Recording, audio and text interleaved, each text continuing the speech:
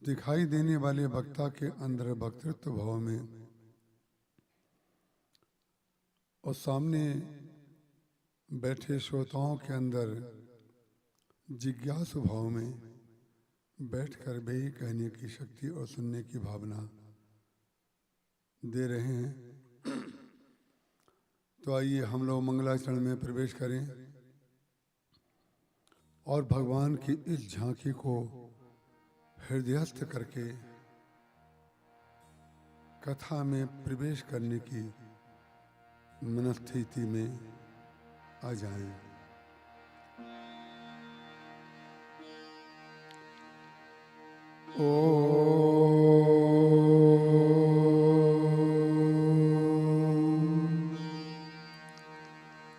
मंगलमूर्तये नमः। गणाधिपतये नमः। शान्तं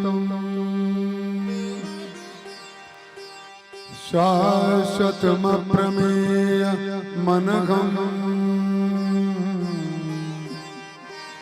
निर्वाण शान्तिप्रदम् ब्रह्मा शम्भु फणीन् सेव्यमनिशम् वेदांत वेदं विभुम् रामाख्यं जगदीश्वरं सुरगुरुं माया मनुष्यं हरिं वन्देऽहं करुणाकरं रघुवरं भूपालचूडामणिं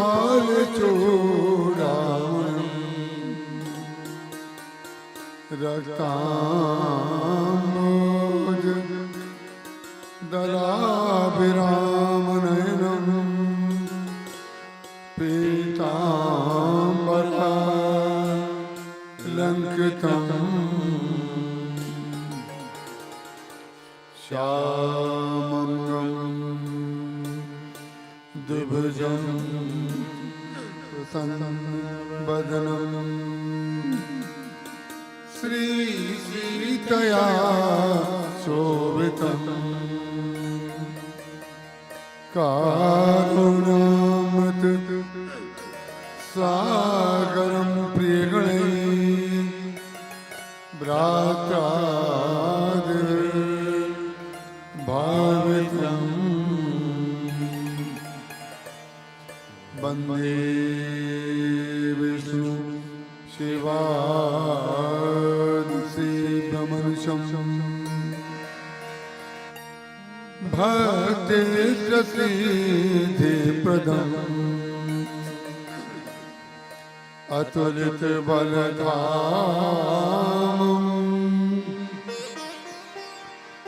हेमशैलावदेहम्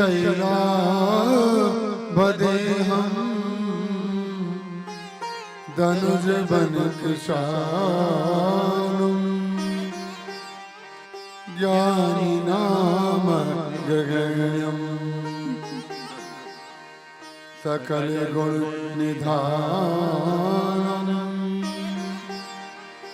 वानरामधीशम्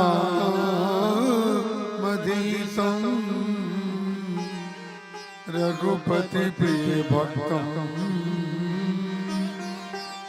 बात जातं नमामि। गिरा अर्थ जल बीच सम कहियत भिन्न न भिन्न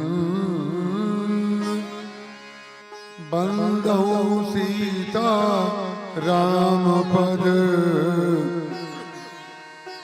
जिनहि परम प्रिय खिन्न जनक सुता जग जननी जानकी अतिशय प्रिय करुणा निधान की ताके युग पद कमल मनाबो जासु कृपा निर्मल मति पाओ। श्री गुरु चरण सरोज रज निज मन मुकुर सुधारि बरनो रघुवर बिमल यश जो दाय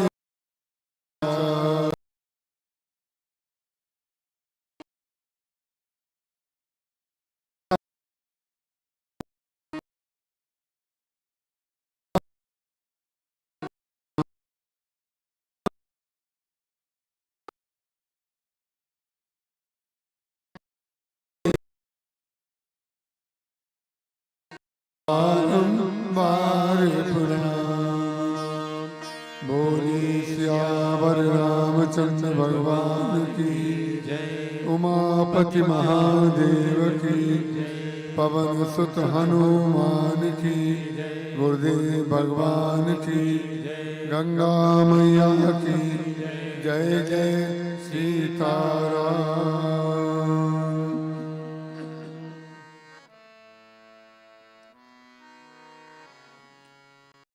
मैं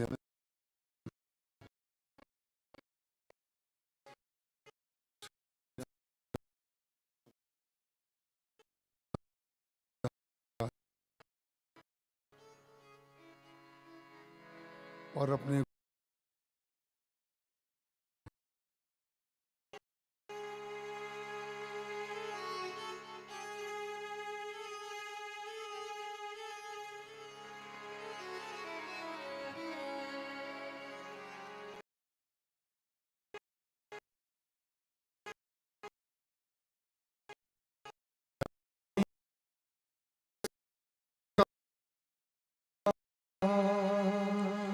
पठाई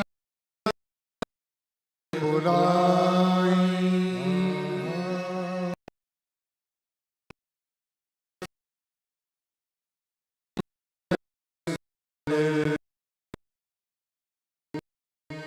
सादर चली लगा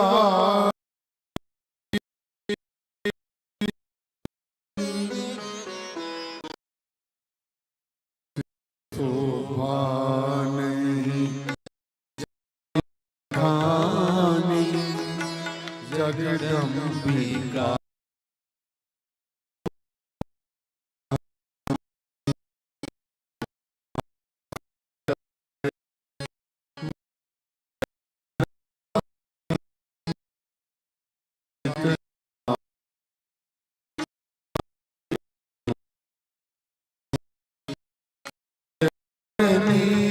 तेरी उपमा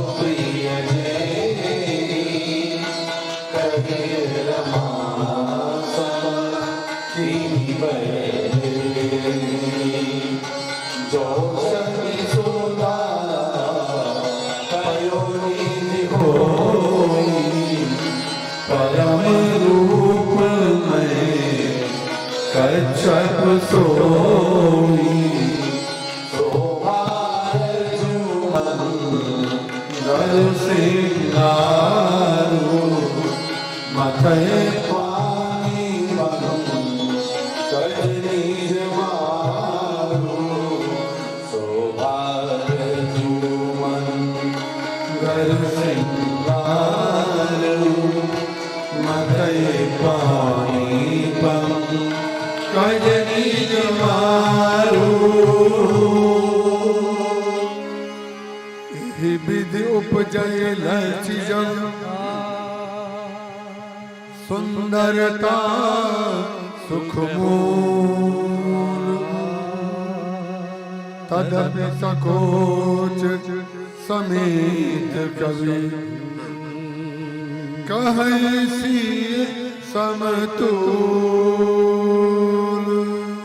बोलिए सियावर रामचंद्र भगवान की जय।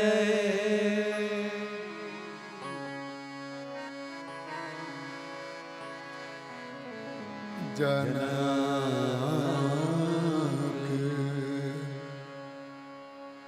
सुता जग जननी जानकी अतिशय प्रिय करो राम निधान की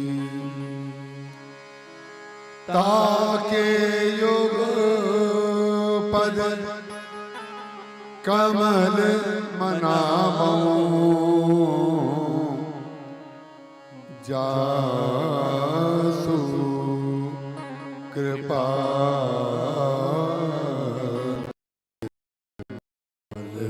मति हरियाणा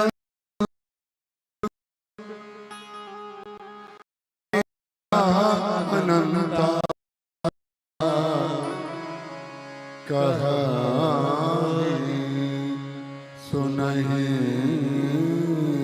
बहु विधि सब संता राम अनंत अनंत गुण अमित कथा विस्तार सुनि आचर जो न मानी है जिनके विमल विचार जिनके विमल विचार।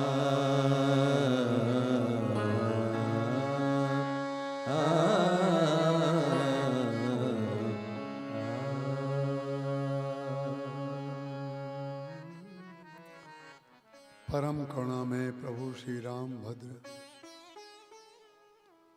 और अनंत वात्सल्यमयी मां श्री किशोरी जी गुरुदेव भगवान की महती कृपा के फलस्वरूप हमें और आपको ये सौभाग्य मिला जब 7 दिन तक श्री किशोरी जी के महत स्वरूप के ऊपर कुछ बातें कही गई। रामचरितमानस हो, चाहे कोई पुराण हो, चाहे वेद हो, चाहे शास्त्र हो, कोई संसार में अभी तक ऐसा जन्मा नहीं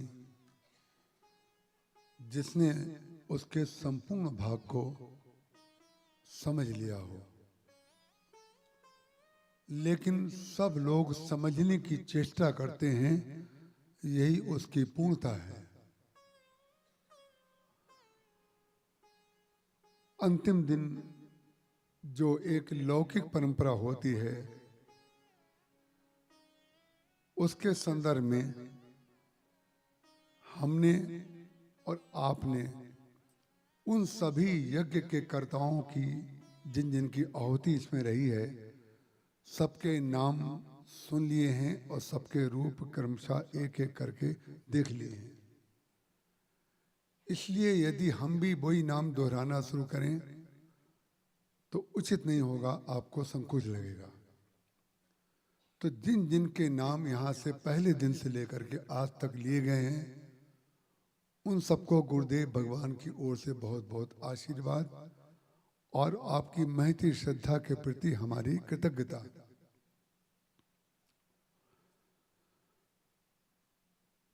पूज्य स्वामी विवेकानंद जी महाराज की परंपरा और उड़िया बाबा जी, हरि बाबा जी और पूर्व स्वामी अखंडानंद जी महाराज की परंपरा दोनों यहाँ पर विराजमान हैं।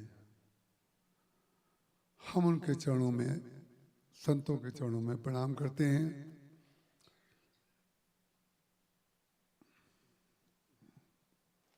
पूज्य स्वामी श्री प्रपत्यानंद जी महाराज, पूज्य स्वामी पद्माक्षानंद जी, रविकांत महाराज, पूज्य स्वामी अखिलेश जी शास्त्री जी महाराज, पूज्य श्री रसिक शेखर शास्त्री जी महाराज और जितने हमारे साथ दाएं बैठे हुए हैं, समयाभाव से हम किसी का नाम आज नहीं ले पाएंगे। सबको मेरा बहुत बहुत आशीर्वाद और आपके सहयोग के लिए बहुत बहुत कृतज्ञता। आइए अब हम कथा में प्रवेश करते हैं। जनक सुता जग जननी जान की, अतिशय प्रिय करुणा निधान की, ताके युगपत कमल मनावों, जासु कृपा निर्मल मति पावों। गोस्वामी तुलसीदास जी महाराज ने कहा, श्री किशोरी जी की कृपा से हमें निर्मल मति प्राप्त होती है। पहले दिन भी जिसकी मैंने चर्चा की थी कि गोस्वामी तुलसीदास जी महाराज कहते हैं, दो स्थानों पर उन्होंने एक बात कही, एक ही बात दो स्थानों पर। कई उपमा पट तरों कुमारी, कौन सी उपमा से मैं उनको समझाऊं, लोगों को कौन सी उपमा दूं, क्योंकि सब उपमा कभी रहे जुठारी, कई पट तरों विदेह कुमारी। सारे कवि जितने हुए उन लोगों ने अपनी अपनी शक्ति, काव्य शक्ति, अपनी साहित्य शक्ति का उपयोग देह कुमारियों के ऊपर लगा दिया। तो कई पट तरों विदेह कुमारी, तो विदेह कुमारी श्री सीता जी की उपमा मैं दूं तो कैसे दूं, लेकिन देने की इच्छा हो रही है तो कैसे दें। तो उनके मन में परिकल्पना आई कि किन किन महत् चरित्रों के द्वारा हम उनके वेदेहत्व को सिद्ध कर सकते हैं। तो सबसे पहले जो पट तरिए तीय समसिया, जग अस जुबत कहाँ कमनिया, गिरा मुखर। सरस्वती जी वाणी की देवी हैं, लेकिन जिनमें वाणी की प्रभुता आ जाती है वो बोलते बहुत हैं। इसलिए उन्होंने कहा कि सरस्वती जी से हम उनकी तुलना नहीं करेंगे। गिरा मुखर तन अरद भवानी, पार्वती जी से इसलिए तुलना नहीं करेंगे, ये शंकर जी के साथ जब अर्धनारीश्वर रूप में बैठती हैं तो आधा शरीर उनका पुरुष का होता है और आधा स्त्री का होता है। गिरा मुखर, उसके बाद रति अति दुखित अतनुपति जानी। कामदेव की पत्नी पति के अभाव में, क्योंकि कामदेव को भगवान शंकर ने भस्म कर दिया, तो पति के अभाव में वो दुखी रहती है। इसलिए मैं कामदेव की पत्नी से भी तुलना नहीं करूंगा, रति से भी तुलना नहीं करूंगा। रति शब्द कामदेव की पत्नी का है, ये लौकिक बात है, लेकिन रति शब्द का वास्तविक तात्पर्य जो है वो भगवान के चरणों में प्रेम है। और रति का जो वास्तविक अर्थ है, जब भगवान के चरणों में रति हो जाएगी तो संसार से विरति के लिए कोई साधन नहीं करना पड़ेगा। जब तक संसार से विरति के लिए हम और आप साधन करेंगे तो साधन में जिन उपादानों का हम प्रयोग करेंगे वे उपादान और उनकी गिनती, उनका उपयोग हमारे अहम को बढ़ा देगा। हमने इतना जप किया, हमने इतना दान दिया, हमने इतनी सेवा की, आदि आदि जितने विशेषण हैं वो सब के सब हमारे अहम के साथ जुड़ जाते हैं, क्योंकि हमने ये किया। इसीलिए श्री भरत जी महाराज ने त्रिवेणी तट पर यही कहा, अर्थ न धर्म न काम रुचि। ये अर्थ, धर्म, काम और मोक्ष जो प्रारंभ में कहा जा रहा है, यदि प्रभु ने चाहा तो इसकी सार्थकता का जो संदर्भ है वहां तक हम आज कथा को ले जाएंगे।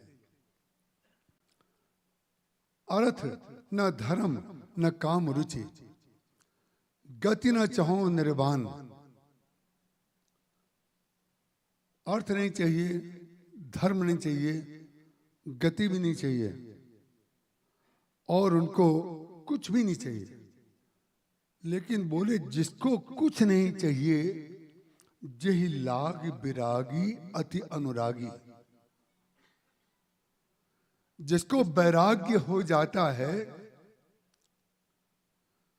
वो रहता तो इसी शरीर में है और इसी संसार में है।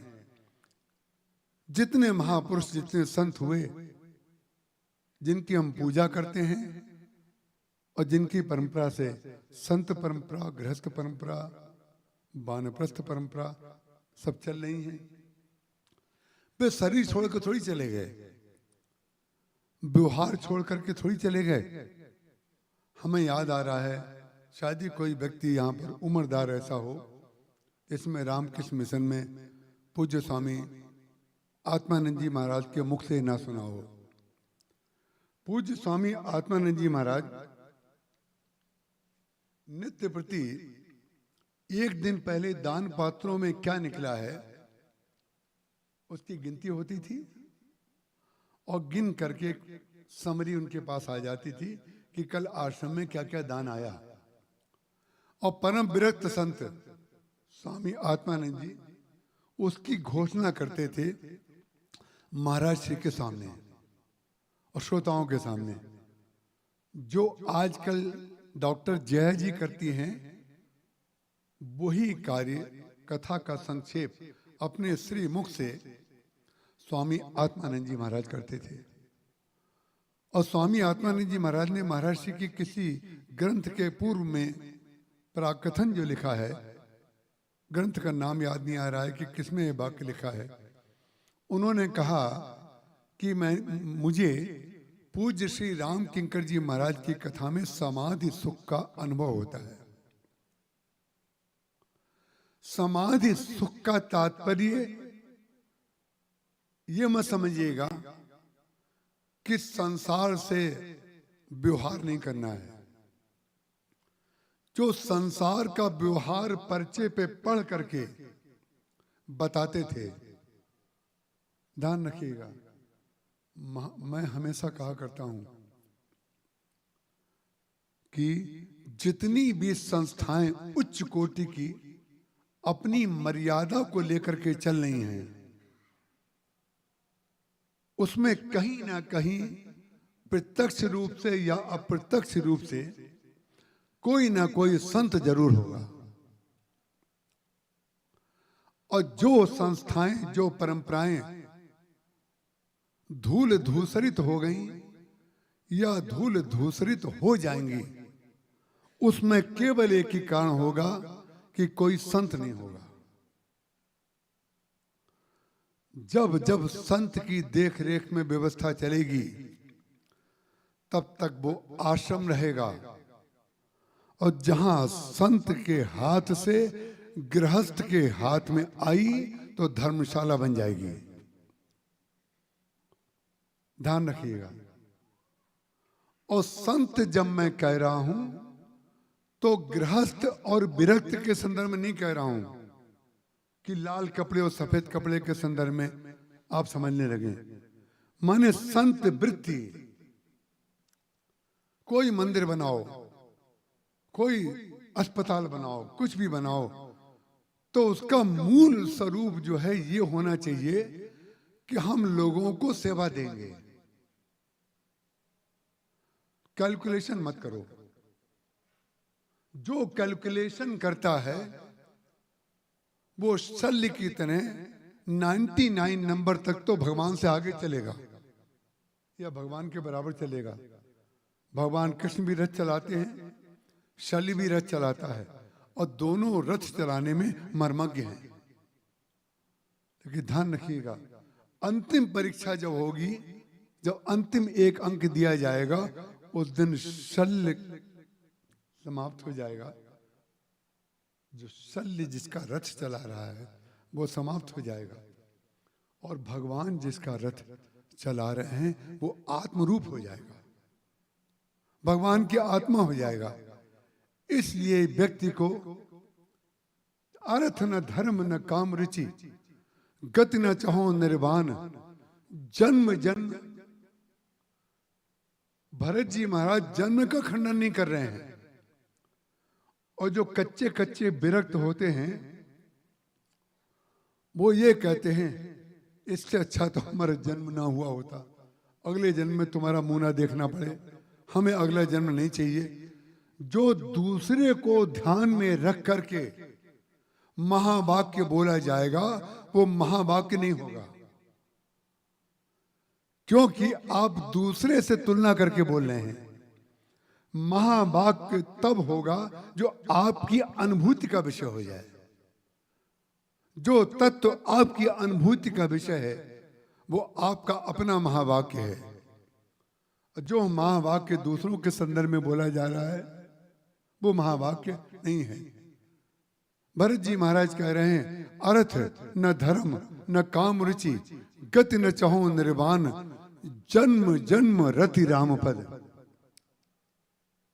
जो गोस्वामी तुलसीदास जी महाराज कह रहे हैं रति अति दुखित, रति अति दुखित अतनुपति जानी। जो पति के अभाव में दुखी है वो तो रति हो ही नहीं सकती। रति मंदोदरी की रावण के चरणों में थी, रति तारा की भी बाली के चरणों में थी, लेकिन उस रति का परिणाम यह था कि पति के जाने के बाद उसको दुख हो रहा था। दुख हुआ। कागभूषुंडी जी महाराज और नारद जी महाराज, भक्त शिरोमणि, दोनों की माता और पिता जब नहीं रहे तो वो रोना पिटारा उन्होंने नहीं मचाया। रोना पिटारा इसलिए नहीं मचाया, जब तक वो जीवित हैं तब तक तन मन धन से मनसा वाचा कर्मणा उनकी सेवा की, लेकिन जब वो नहीं रहे तो उसमें भी भगवान की कृपा का ये अनुभव किया कि जितनी शक्ति जितना समय मैं उनकी सेवा में देता था, अब उतनी शक्ति और उतना समय मैं भगवान के भजन में लगाऊंगा। जिस दिन आपकी रति का विकल्प भगवान हो जाएंगे उस दिन आपकी रति सिद्ध हो जाएगी। और जहां संसार की कोई वस्तु छूटी तहां दुखी हुए। 20 कमाए तो रूठ रहे हैं, किसी के द्वारा कहला रहे हैं, संदेश कहला रहे हैं। ये काहे क्या ज्ञान है भाई? आप तो 20 रुपए का अभाव नहीं झेल पा रहे हैं, आप तो 100 रुपए का अभाव नहीं झेल पा रहे हैं। इसीलिए भरत जी ने सबसे पहला नाम अर्थ का लिया।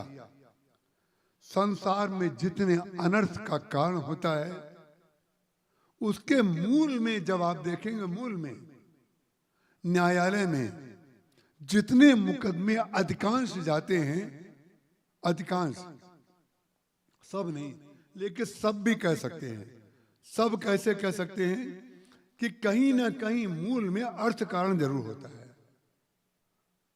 इसीलिए भरत जी महाराज ने कहा, अर्थ न धर्म न काम रुचि, गत न चाहो निर्वाण, जन्म जन्म रति राम पद, यह वरदान न आन।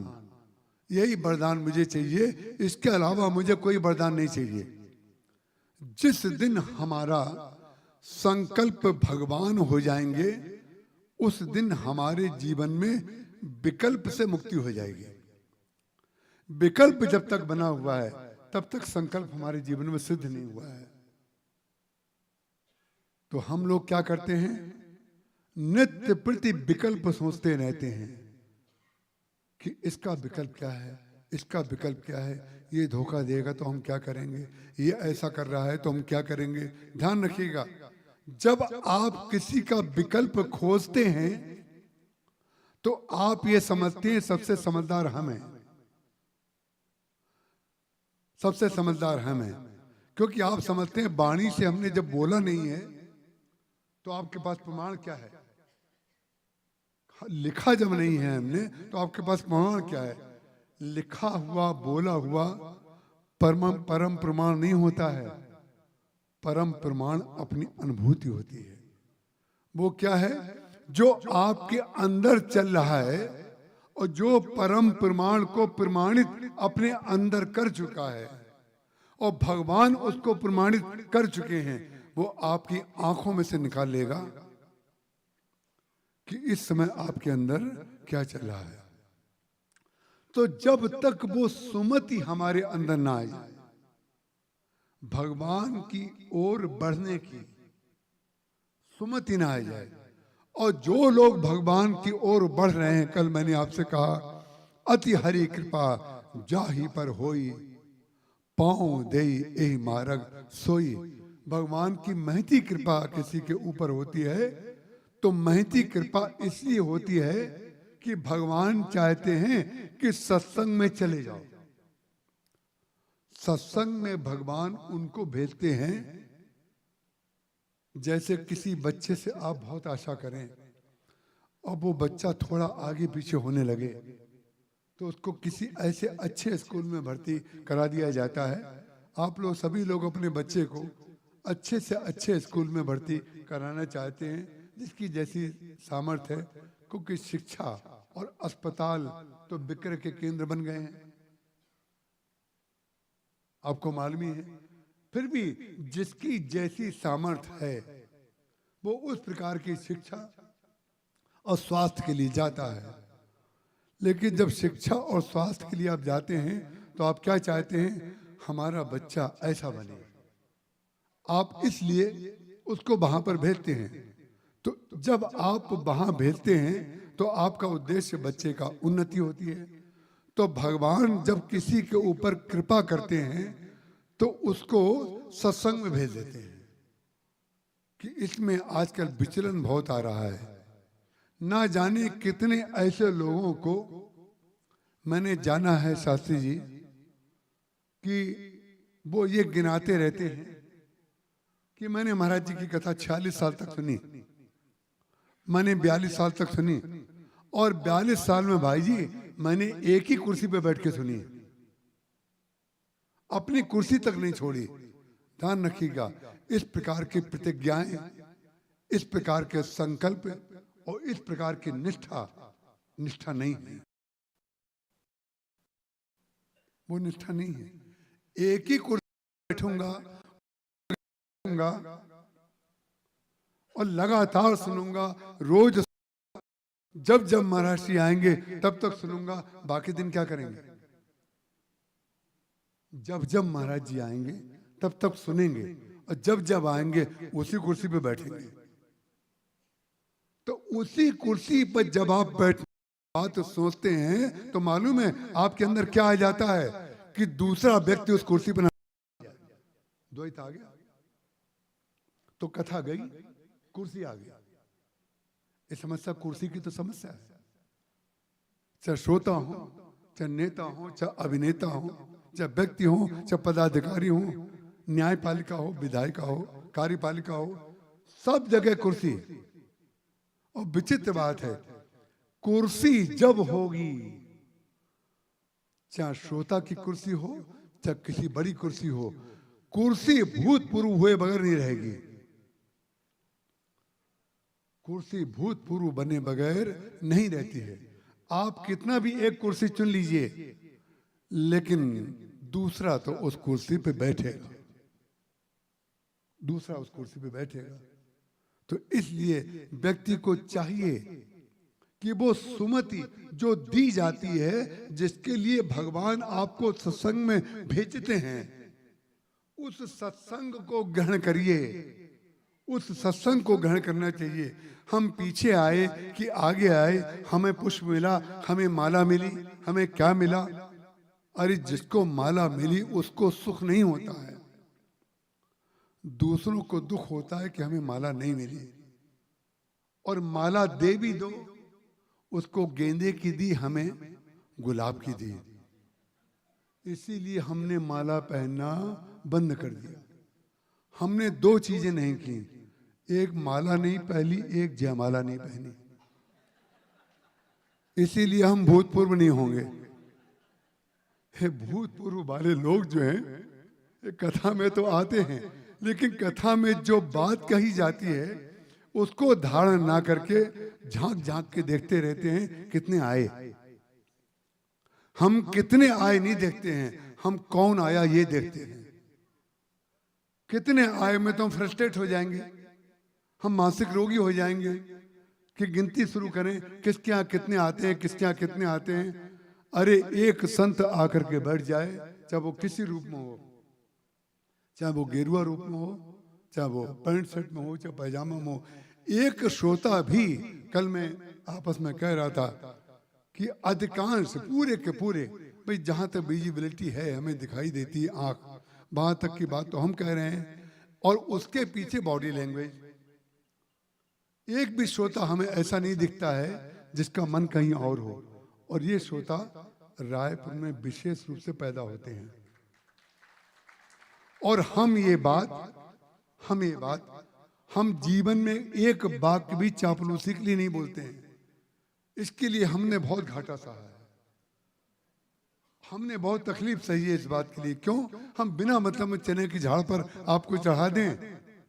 हम बार बार आपके चरणों में जो जितने श्रोता आते हैं, नित्य प्रति कहते हैं कि जितने श्रोता यहाँ पर पधारे हुए हैं, हम उनके चरणों में प्रणाम करते हैं कि आप लोग कथा में आए। क्योंकि हमारा और आपका जो संबंध है वो संयुक्त गुण है। कुर्सी को मंच की जरूरत है और मंच को कुर्सी की जरूरत है। दोनों लोगों को एक दूसरे का समान सम्मान करना चाहिए। भूल करके भी ना मान जाए कि हमें ऊपर बैठा दिया गया है। अभी डॉक्टर साहब कह रहे थे कि प्रवचन के बाद भाई जी वैसे ही व्यवहार करने लग जाते हैं, वैसे ही व्यवहार ना करें तो दूसरी साल आप कहाँ बुलाएंगे। आपको करुणा जी ने उतना नहीं पढ़ा है जितना हमने पढ़ा है। क्यों करुणा जी? ठीक है ना, आपसे ज्यादा हम जानते हैं कि नहीं इनको। उसका कारण क्या है भाई? देखिए, हमने जीवन से जब पैदा हुए थे तो आपको एक बात बता दें, हम संत के ही घर में पैदा हुए। मैं आपको संत की व्याख्या पहले कर चुका हूं। सफेद कपड़ों में भी संत होते हैं। हमारे पिताजी आधी धोती बांधते थे नीचे और आधी धोती ऊपर डालते थे। तो उस संत ने 4 पुत्र पैदा किए, 3 पुत्रियां पैदा की। तो तब ज्यादा ओवरलोड हो गया घर। जब घर ओवरलोड हो गया तो उन्हें लगा जैसे तराजू में कोई तौलता है ना, तो कोई सामान ज्यादा चढ़ जाता है। मैं टमाटर खरीद रहा था एक बार, तो उसने 2 टमाटर निकाल दिए। क्यों? क्योंकि ज्यादा चढ़ गए थे। हमारे पिताजी ने एक टमाटर निकाल दिया। उन्होंने कहा ये ज्यादा है, ये ज्यादा है, इसको निकालो। उसका कारण क्या है? निकाला क्यों उन्होंने? निकाला क्यों? कि इससे गृहस्थी नहीं चल पाएगी, इसलिए निकाल दिया। इससे नहीं चल पाएगी। अब एक बहुत ही उच्च कोटि का आनंददायी संस्मरण है। किसी ने, मैं नाम भी नहीं लूंगा फिर वो उचित नहीं होगा, किसी ने पांव दबाते समय महाराज जी से एक बार ये कह दिया, ये अखिलेश जी आ गए तो बहुत सी बातें आगे पीछे हो रही हैं। क्योंकि अपना आके कोई बैठ जाए ना, जो अपने को जन्म से जानता हो, तो परिणाम के कुछ निजी बातें भी फिर आ जाती हैं। तो किसी ने महाराज जी से कहा कि महाराज जी भाई जी की शादी करा दीजिए ना।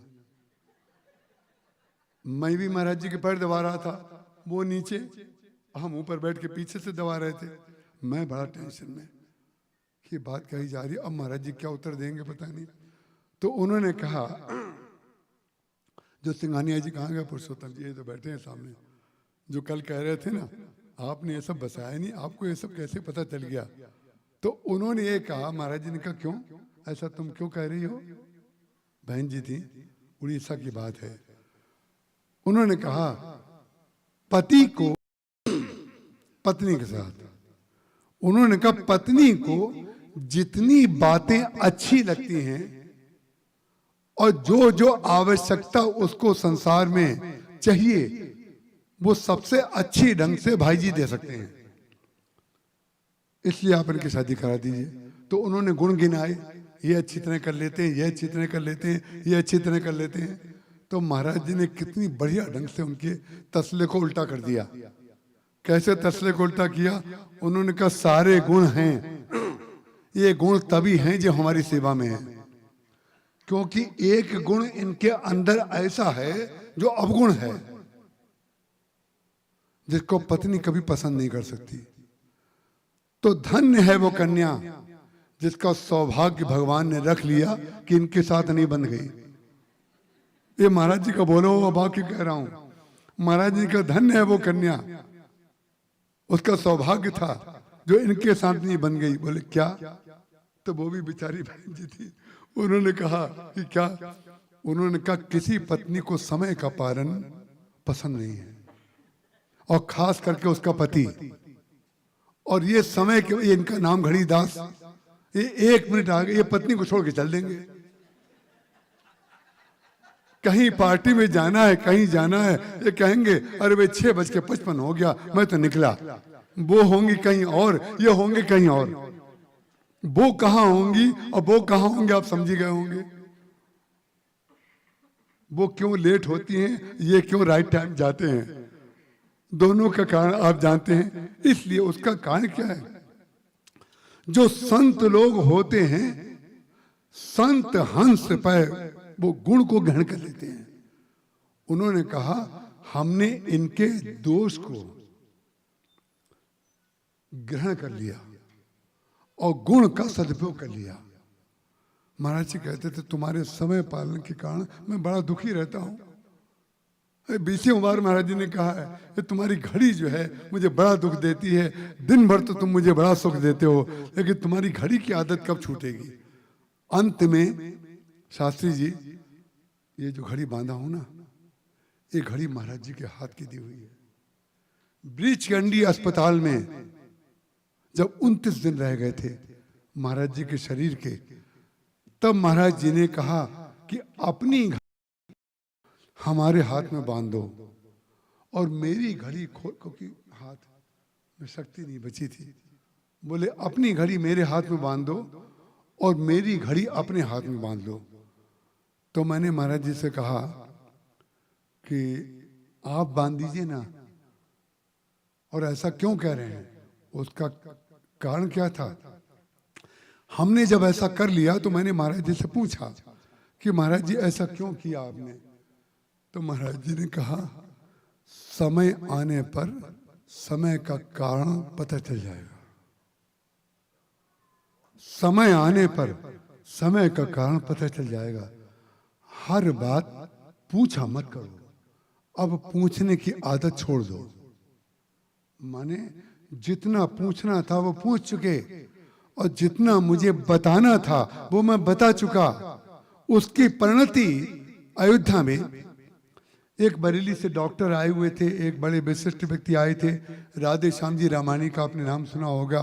उनके पौत्र काशीनाथ जी शर्मा, कई लोग मिलकर के आए थे महाराज जी को दवा देने के लिए कि शायद ठीक हो जाए। तो परिणाम क्या हुआ, जब काशीनाथ जी शर्मा के साथ में डॉक्टर आए तो डॉक्टरों ने दवा दी। महाराज से ने स्पष्ट कह दिया, कई डॉक्टर आए, ना जाने कितनी जगह से डॉक्टर भेजे गए। महाराज जी ने कहा कि प्रभु में विलीन होने के लिए आपकी दवा बाधक बनेगी, आप कृपा करके यहाँ से चले जाइए। और प्रसाद दे करके माला वाला जो भी होती है संकेत करके कि भाई दे दो और चले जाए। महाराज श्री संत हंस गुण गहीं पे परिहरि बारी विकार, क्योंकि सृष्टि जो है ये तो गुण और दोष मिला कर ही बनती है।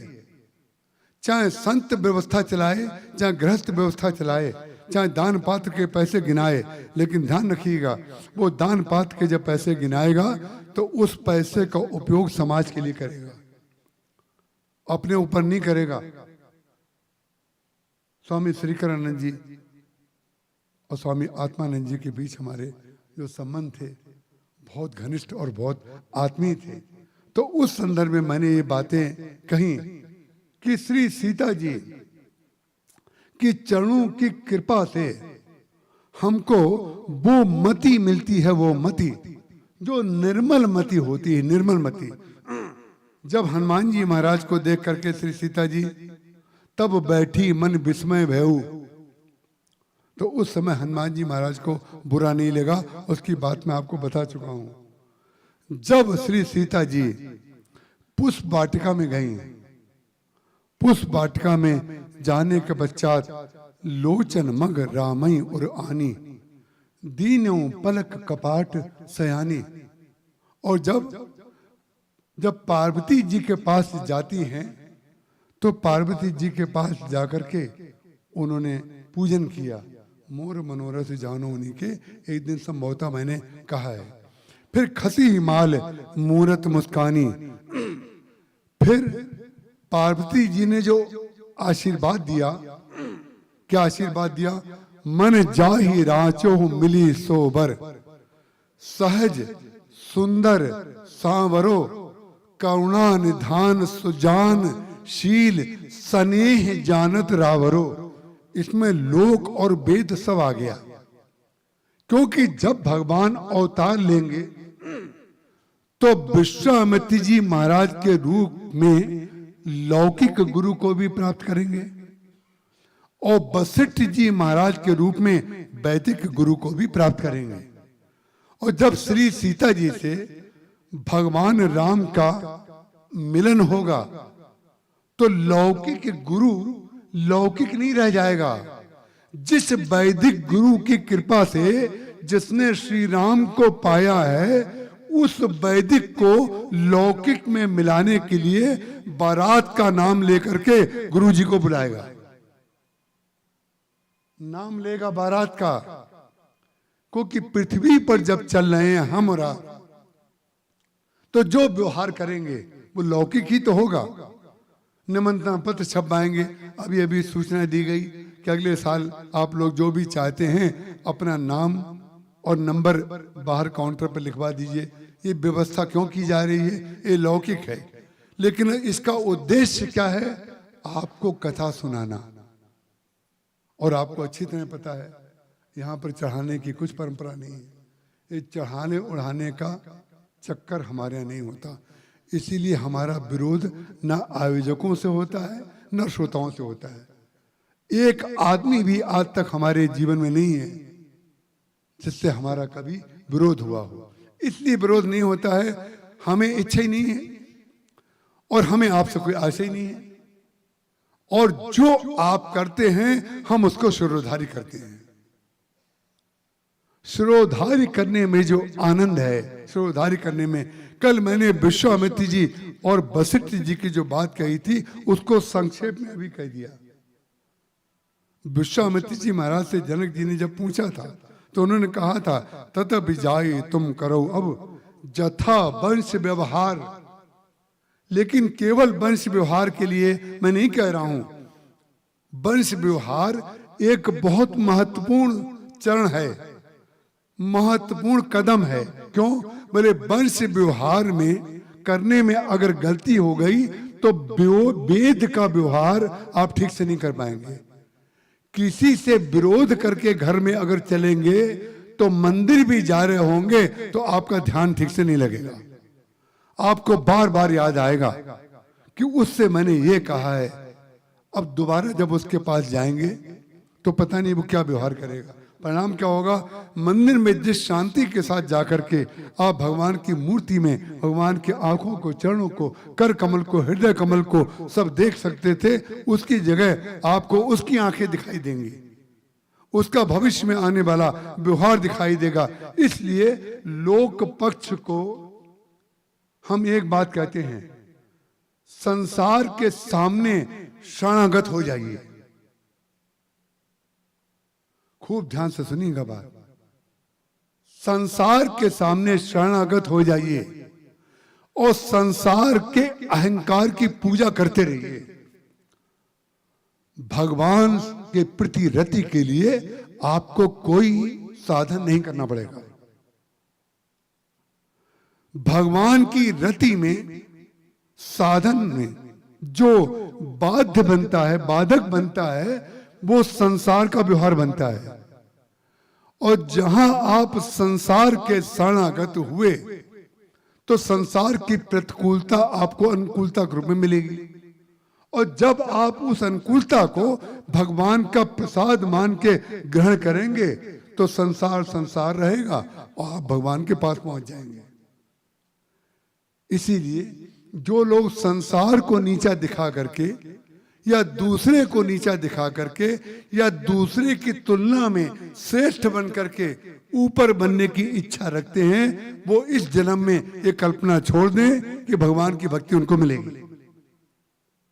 क्योंकि द्वैत तो आपका समाप्ति नहीं हुआ है, पूरे समय तो आपके अंदर प्रतिहिंसा, प्रतिस्पर्धा, ओवरटेक, उससे आगे जाना है, उससे आगे जाना है। जब ये वृत्ति होगी तो परिणाम क्या होगा। जब तक द्वितीय हमारे जीवन में बसा हुआ है तो अद्वितीय आएगा कहां। इसीलिए भरत जी महाराज भगवान के सामने जब गए, पाहि नाथ के पाई गुसाई भूतल पर्यौ, क्या क्या बढ़िया गोस्वामी तुलसीदास जी महाराज क्या उपमा दे रहे हैं। भूतल पर्यौ लकुट की नहीं, ये नहीं कह रहे हैं सुतीक्ष्ण जी की तरह, ये नहीं कह रहे हैं शंकर जी की तरह, किसी बड़े महत्पुरुष का या भगवान का नाम नहीं ले रहे हैं। भूतल पर्यौ लकुट की नहीं, जैसे लकड़ी या बांस या डंडा कोई सामने डाल दिया जाए, इस प्रकार से भरत जी महाराज भगवान के सामने लेट गए। भूतल पर्यौ लकुट की नाई का तात्पर्य, लकुटी में, बांस में क्या विशेषता है। बोले उसमें प्राण नहीं है, शरणागत में भी प्राण नहीं होता है। शरणागत में जब प्राण नहीं होता है तो उसी बांस की बांसुरी बनती है। जिसमें प्राण नहीं होता है उस बांस की बांसुरी बनती है और श्री कृष्ण उस बांस की प्राण प्रतिष्ठा अपने अधरों से लगा करके करते हैं। जो भगवान के चरणों में लकुटी की तरह लेट जाएगा, निष्प्राण हो जाएगा, ये हम मर जाने का संदेश नहीं दे रहे हैं, ध्यान रखिएगा। हम निष्प्राण होने का संदेश नहीं दे रहे हैं। हमारा तात्पर्य है मन बुद्धि चित्त अहिमित बिसराई। कल मैं आपसे कह रहा था मन बुद्धि चित्त और अहंकार। भरत जी महाराज जब भगवान के सामने लेटे, बोले कैसे लेटे। बोले को कुछ कही न को कुछ पूछा। कोई पूछेगा आप कैसे हैं तो बुद्धि में स्थित है। जो उत्तर दे रहा है कि बिल्कुल ठीक है, ये बुद्धि का उत्तर है। जिससे मिलो कैसे हैं, तो सबसे पहला उत्तर आपको मिलेगा बिल्कुल ठीक है, भगवान की बड़ी कृपा है, गुरुदेव की बड़ी कृपा है। 1 घंटा चाय पे बैठ जाइए उनके साथ, तो संसार में जितनी पालिकाएं हैं सबकी चर्चा आपको सुनने को मिल जाएगी। उसका कारण क्या है? बुद्धि से बोला गया उत्तर तो यह है कि भगवान की कृपा है, गुरु की कृपा है, आपकी कृपा है, लेकिन ये सब बुद्धि का बौद्धिक सत्य है। शरणागत में बुद्धि होती नहीं है, क्यों? मन नहीं है। मन बुद्धि चित्त अहिमिति बिसराई, अंतःकरण चतुष्टय का विलीनीकरण हो जाता है। तो भगवान क्या करते हैं मालूम है आपको? पता है, जैसे श्री कृष्ण बांसुरी बजाते थे, ऐसे भगवान राम भी बांसुरी बजाते हैं। आपको लगेगा किसी ग्रंथ में हमने नहीं पढ़ा, ये कैसी बातें बोल रहे हैं कि भगवान राम भी बांसुरी बजाते थे। भगवान राम बांसुरी बजाते थे, बजा रहे हैं, बजाएंगे। भगवान राम के पास एक ऐसी बांसुरी थी जिसका नाम था श्री भरत। जैसे बांसुरी में अपना कोई स्वर नहीं होता है, जिसमें कोई अपना स्वर नहीं होगा, जिसमें अपना कोई अभिमान है ही नहीं, कोई स्वर है ही नहीं, वो जब बोलेगा तो भगवान का ही स्वर बोलेगा और उसको पता भी नहीं होगा। उसका कारण क्या है? बांस में अपना स्वर है कहां? बांस में स्वर हो जाए, अगर बांस पोला ना हो तो उसकी बांसुरी नहीं बनेगी, उसको पोला होता है वो, इसलिए उसकी बांसुरी बनती है। तो ऐसा पोलापन किस में है? देखिए, वो पोलापन लक्ष्मण जी में नहीं है। अब जो मैंने आपसे कहा, ये सृष्टि जो होती है गुण दोषमय होती है, तो लक्ष्मण जी का ये दोष नहीं है कि पोलापन नहीं है।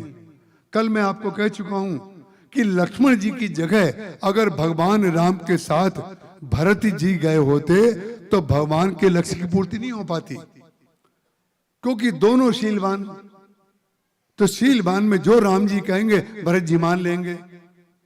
तो जो लक्ष्मण जी साधन रूप में भगवान के लक्ष्य के लिए 2 साधन हैं। एक लक्ष्मण साधन जो लौकिक रूप में सेवा रूप में दिखाई दे रहे हैं, और एक पारमार्थिक साधन जो दिखाई दे रहे हैं भरत जी महाराज, जो बिल्कुल पोले हैं, उनके अंदर कोई अपना कोई अस्तित्व ही नहीं है। पाई नाथ के पाई गोसाई। तो भगवान राम की बांसुरी का नाम है भरत, और उस बांसुरी का कोई श्रोता अगर है तो सर्वश्रेष्ठ श्रोता है उसके लक्ष्मण। कैसे श्रोता है लक्ष्मण? जब भरत जी महाराज आ रहे थे तो भगवान के प्रति प्रेम के कारण उनके अंदर ये भावना आ गई कि भरत सेना लेकर के आ रहे हैं, युद्ध के उपादान लेकर के आ रहे हैं, सिंहासन लेकर के आ रहे हैं, सारे के सारे जितने उपादान होते हैं राज्याभिषेक के, वो सब लेकर के आ रहे हैं कि ताकि वो भगवान राम से युद्ध करके सिंहासन पर बैठ जाएं। वही बात मन में केवट के अंदर आई, वही बात केवट के अंदर आई। ये केवट के अंदर और लक्ष्मण जी के अंदर भरत के प्रति जो दोष बुद्धि आई वो उनकी विकृति नहीं थी, ये भगवान के प्रति उनका अनन्य प्रेम था। जैसे आपकी माँ 80 साल की हो जाए और आप 60 साल के और 62 साल के भी हों, तो भी आपकी माँ चलते समय आपसे ये कहेगी कि बेटा संभाल के गाड़ी चलाना, ठीक से सुरक्षित आना। ये क्या है माँ का?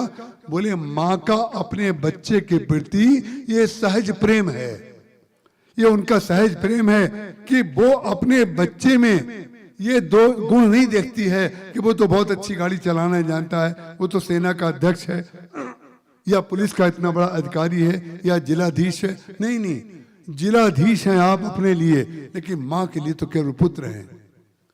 यही कारण था विभीषण जी का। विभीषण जी ने भगवान राम से लंका कांड में युद्ध क्षेत्र में जब रावण से युद्ध होने वाला था तो उन्होंने कहा कि महाराज त्यही विधि जितव वीर बलवाना, आप कैसे रावण के ऊपर विजय प्राप्त करेंगे। ये वो विभीषण कह रहे हैं जो समुद्र के किनारे कह रहे थे, कहे लंकेश सुनहु रघुनायक कोट सिंधु शोषक तब सायक। भगवान की भगवत्ता को अच्छी तरह जानते हैं, मानते हैं और बताते हैं, लेकिन रावण के सामने देख करके अनुकूल स्थिति में उनको भगवान की भगवत्ता याद रही और प्रतिकूल स्थिति में भगवान की भगवत्ता भूल गई। ये प्रेम का परिणाम है। गोस्वामी तुलसीदास जी महाराज लिखते हैं, अधिक प्रेम मन भा संदेह, अधिक प्रीति मन भा संदेह। अधिक प्रीति के कारण ऐसा संदेह हो गया। तो ज्यादा प्रेम जब होता है तो संदेह हो जाता है। श्री सीता जी का भगवान के प्रति जो प्रेम है, सुमिर सी नारद वचन उपजी प्रीत पुनीत। श्री सीता जी की भगवान के प्रति जो पुनीत प्रीति है, उसके साथ में जो 8 सखियां हैं, 4 इधर 4 इधर, बीच में श्री सीता जी, और उसमें से एक सखी जो थी, जो कल मैं आपसे कह रहा था, एक सखी सी संग बिहाई गई रही देखन फुलवाई। गोस्वामी जी कह रहे हैं एक सखी ऐसी थी जिसने श्री सीता जी का साथ छोड़ दिया। कहां चली गई? वो फुलवाड़ी देखने के लिए चली गई। फुलवाड़ी देखने के लिए चली गई, ये तो लौकिक शब्द है।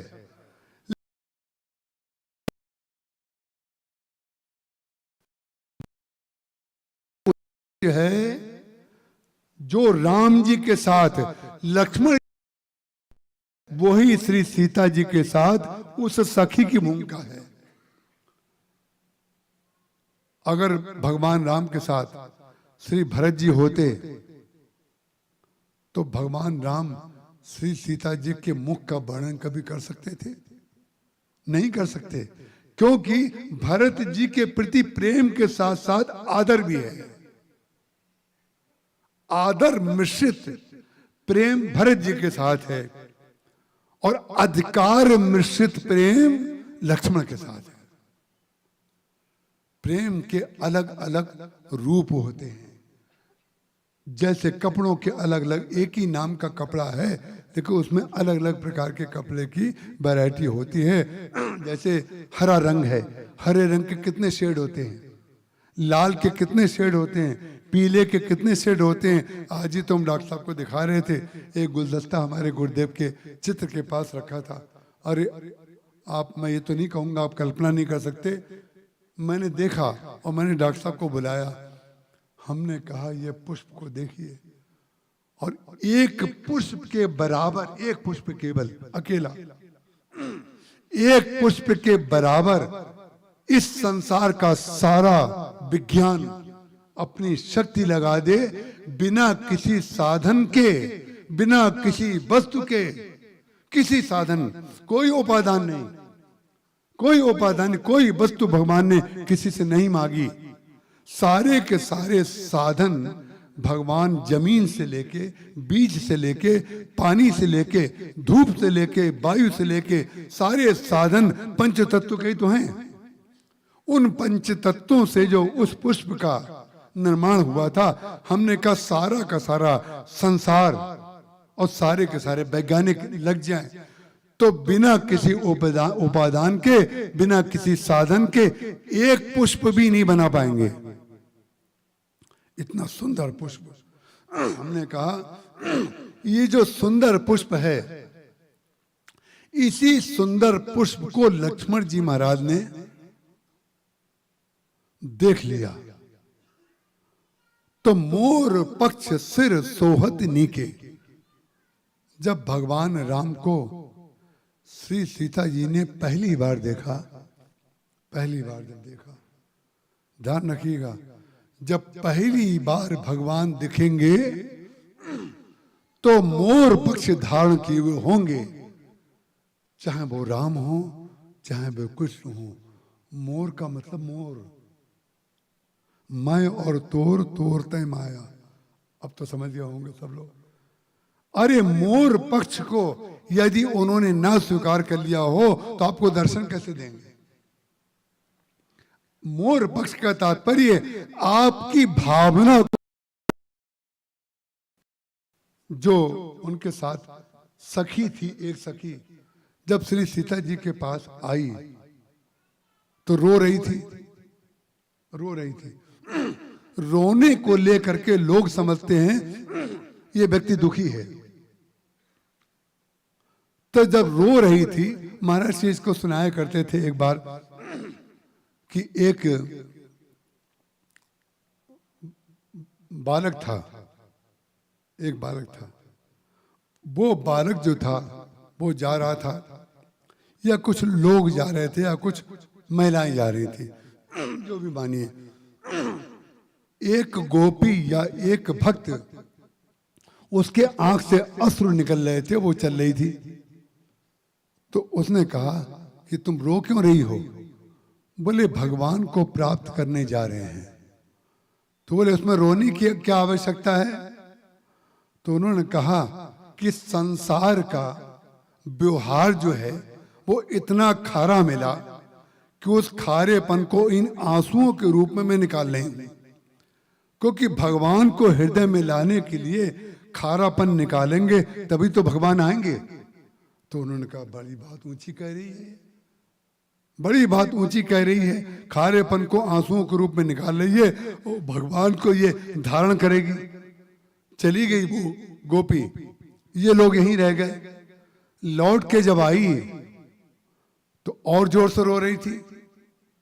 तो जो महिलाएं खेत में काम कर रही थी, या आदि आदि जो भी हों, ये तो भाव पक्ष है। उन्होंने पूछा भाई जाते समय तुम कह रही थी भगवान को पाने जा रहे हैं, भगवान मिले कि नहीं? बोले भगवान मिल गए। उन्होंने कहा भगवान मिल गए तो क्यों रो रही हो? उन्होंने कहा इस समय तुम्हारे आंसुओं का कारण क्या है? उन्होंने कहा जाते समय मैं खारापन निकाल रही थी और इस समय मेरी आंखों की कलसी जो है वो छोटी पड़ गई। जब श्री कृष्ण का रूपामृत इतना भर गया तो ये ओवरफ्लो हो रहा है, ये उनका रूप निकल रहा है, ये उनका प्रेम निकल रहा है। और भगवान का प्रेम आपको मिल गया होगा तो वाणी से निकले बगैर रहेगा नहीं, आपके व्यवहार से निकले बगैर रहेगा नहीं। आपका व्यवहार बता देगा कि भगवान आपको मिले हैं कि नहीं, कृपा आपको मिली है कि नहीं। तो वो जो सखी थी श्री सीता जी की, तो बाकी जो 7 सखियां थी, जब भगवान का वो वर्णन करने लगी, उसको सीता जी को भगवान राम पहले मिले, बाद में मिले, और उस एक सखी को पहले मिल गए। जो फुलबाई देखने गई थी उसको भगवान पहले मिल गए, और जो श्री सीता जी भगवान के लिए भगवान की हैं और जो पार्वती जी का पूजन करने जा रही हैं, उनको भगवान बाद में मिले। तो उन सखियों ने पूछा ये रो क्यों रही है तू? पहले तो छोड़ के चली गई, अब रो रही है। उसने कहा देखन बाग कुंवर 2 आए। इस किशोरावस्था के 2 राजकुमार आए हुए हैं।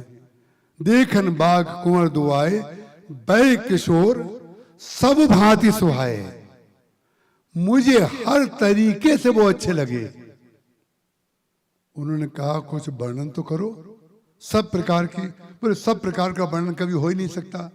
सब प्रकार का अच्छा लगना ये तो अनुभव का विषय है, ये तो तत्व ज्ञान है कि सब प्रकार से हमें अच्छे लगे, कोई कमी उनमें है ही नहीं, वो पूर्ण है। उस पूर्णता का प्रतिपादन कैसे करें? उन्होंने कहा उस पूर्णता का प्रतिपादन भी तो करो भाई, तुमने क्या देखा? उन्होंने कहा श्याम गौर किम कहो बखानी। अब इसमें लक्ष्मण जी का भी वर्णन आ गया। लक्ष्मण जी के जीवन में कई बार जब आप कभी कभी उद्देश्य पूरक क्रोध देखेंगे, उद्देश्य पूरक आवेश देखेंगे, तो वो उद्देश्य उनका केवल ये है जो भगवान से दूर जा रहा है या समझ नहीं पा रहा है, तो भगवान की भगवत्ता का प्रतिपादन करके वो उसको भगवान का भक्त बना देते हैं। लक्ष्मण जी के द्वारा यदि कोई भी भक्त भगवान से दूर हो गया होता तब तो उनका आवेश आवेश माना जाता। जब उस आवेश का लक्ष्य, परम लक्ष्य, जो वाच्य का जो अर्थ है लक्ष्य, वो यदि भगवान के चरणों में लगाना है तो वो क्रोध नहीं है। जैसे अंगूर को काटने वाली छुरी अलग और कटहल को काटने वाली छुरी अलग, इसी प्रकार से कि जैसे जैसी आवश्यकता होती है भगवान श्री राम के लिए लक्ष्मण जी महाराज वैसे मिल देते हैं। भाल तिलक श्रम बिंदु सुहाए और मोर पक्ष सिर सोहत नीके, जो मैंने आपसे कहा था, तो आप कल्पना कीजिए ये मोर पक्ष लगाया किसने होगा? गुरु जी ने तो लगाया नहीं, गुरु जी ने तो केवल पूजा लेने के लिए पुष्प लेने भेजा था। जब पुष्प वाटिका में लक्ष्मण जी महाराज आ गए तो आने के बाद जब मोर नाचने लगा, जब भगवान सामने दिखेंगे तो मोर नाचने लगेगा। भक्त नाचने लगता है और जो नाचने लगता है उसको देखने वाले पागल समझते हैं कि नाच रहा है। कि ध्यान रखिएगा, टेलीफोन पर ग्रुप बना करके जो नाचते हैं हम उनकी बात नहीं कह रहे हैं। हम उनकी कल हम आपसे कह रहे थे कि इधर से वाणी नाचे और उधर से हृदय नाचे। जब मोर का तो कार्य ही है नृत्य करना, वो किसी प्रतिस्पर्धा में योजना बना के थोड़ी वो नाचता है। भगवान को देखते ही मोर नाचने लगा और जब मोर नाचेगा, खूब ध्यान से सुनिएगा पुरुषोत्तम जी, जब मोर नाचेगा तो उसका पक्ष गिरे बगैर नहीं रहेगा। जो व्यक्ति अपनी मान्यता का पक्ष गिरा देता है, उस मान्यता के पक्ष को जो दोष रूपी था उसको भगवान गुण मान करके स्वीकार कर लेते हैं, उसको सिरोधार्य कर लेते हैं। जहां जब तक मोर का पक्ष गिरा नहीं है तब तक वो अपने नृत्य से प्रभावित कर रहा है। जब प्रभावित करने की भावना छूट करके समर्पण की भावना शुरू हो जाती है तो कुछ पक्ष उसके गिर जाते हैं कि जैसा मैं सोचता था वैसा नहीं, आप तो पूर्ण हैं, आप हमारे सर्वस्व हैं। तो मोर जब अपना पक्ष, मोर जब मोर पक्ष छोड़ देता है तो भगवान पक्षधर हो जाते हैं। जब आप अपना पक्ष छोड़ देंगे तो भगवान आपका पक्ष लेंगे।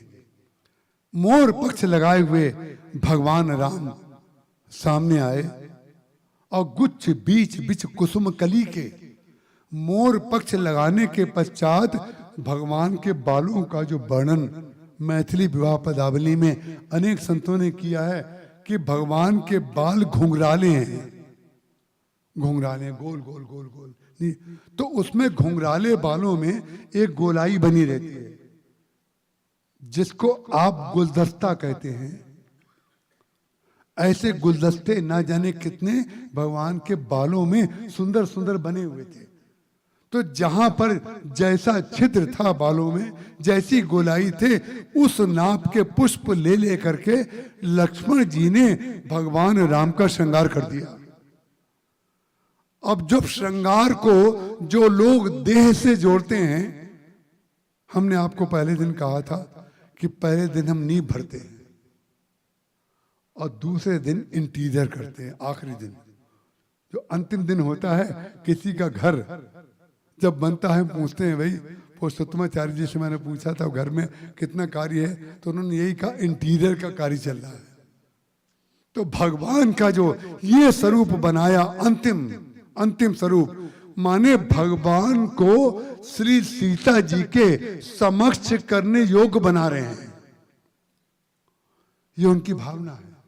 जब भावना होती है तो आप कल्पना करिए, यदि मोर का पक्ष ना होता और लक्ष्मण जी ने पुष्प की कलियां, पुष्प भी चुने, जब पुष्प चुन लिए तो कलियां उदास हो गईं। कलियों को लगा कि जिनका पुष्प, जो बड़े बड़े पुष्प थे, उनको लक्ष्मण जी ने ले लिया, लेकिन हम लोग कली हैं, हमको नहीं लिया। गोस्वामी जी ने कहा चिंता मत करो, तुमको भी लेंगे। कैसे? कुसुम बिच बिच कुसुम कली के, बोले कुसुम को भी ले लिया। जब देखा कि कलियां मुरझा रही हैं, तब उन्होंने कलियों को भी चुन लिया। माने जिनका हृदय विकसित हो चुका है, उन पुष्पों से भी श्रृंगार कर दिया, और जिनमें विकसित होने की संभावना है, उनको भी भगवान के चरणों में लगा दिया। भगवान शंकर से किसी ने पूछा कि आपने पूर्णिमा के चंद्रमा को अपने सिर पर क्यों धारण नहीं किया? आपने द्वितीया के चंद्रमा को क्यों धारण किया? पूर्णिमा का जो मुख है वो तो भगवान शंकर का स्वयं मुख है। नाथ तवानन शशि स्रवत कथा रसिक, पार्वती जी कहती हैं शंकर जी से, आपका मुख जो है पूर्ण चंद्रमा है। उन्होंने कहा पूर्ण चंद्रमा को क्यों नहीं लगा लिया? बोले पूर्ण चंद्रमा लगाते तो 2 पूर्ण चंद्रमा हो जाते, 2 पूर्ण चंद्रमा हो जाते। तो शंकर जी ने कहा कि मैंने द्वितीया के चंद्रमा को लगाया। पूर्ण के साथ अपूर्ण जब शरणागत होता है तो पूर्ण का श्रृंगार हो जाता है, क्योंकि अपना मोर पक्ष छोड़ देता है। परिणाम क्या हुआ? द्वितीया के चंद्रमा को पूछा गया शंकर जी से, द्वितीया का चंद्रमा आपने क्यों लिया? बोले द्वितीया का चंद्रमा इसलिए लिया क्योंकि इसमें पूर्णिमा होने की संभावना है। इसीलिए संसार जो है गुण दोष में है। संत हंस गुण गहे पे परिहरि बारी विकार। ये सृष्टि जो बनी है गुण दोषमयी बनी है, तो गुण दोष में देख करके, किसी में गुण ना देख करके और दोष ना देख करके गुण को स्वीकार कर लीजिए, दोष की निवृत्ति अपना आप हो जाएगी। और हम दोष को जब ले लेते हैं तो गुण छूट जाता है, क्योंकि उसमें जो दोष है उसको दोष की जगह, कोई व्यक्ति संसार में ऐसा भी है क्या जिसमें गुण ना हो केवल दोष हो? क्या कोई ऐसा भी है केवल गुण हो दोष ना हो? बोले नहीं, गुण और दोष से मिलकर के ही सृष्टि बनती है और गुण और दोष से मिलकर के ही श्रृंगार होता है। तो जो मर्यादा पुरुषोत्तम लोग श्री सीता जी के श्रृंगार को मानने हो, जो मैं एक दिन आपसे कह रहा था कि भगवान राम ने श्री सीता जी के चरणों में इस फटिक शिला में बैठ करके मुख पर श्रृंगार करने के बाद उनके चरणों में भी श्रृंगार किया, रंगीन मिट्टी लगा लगा करके।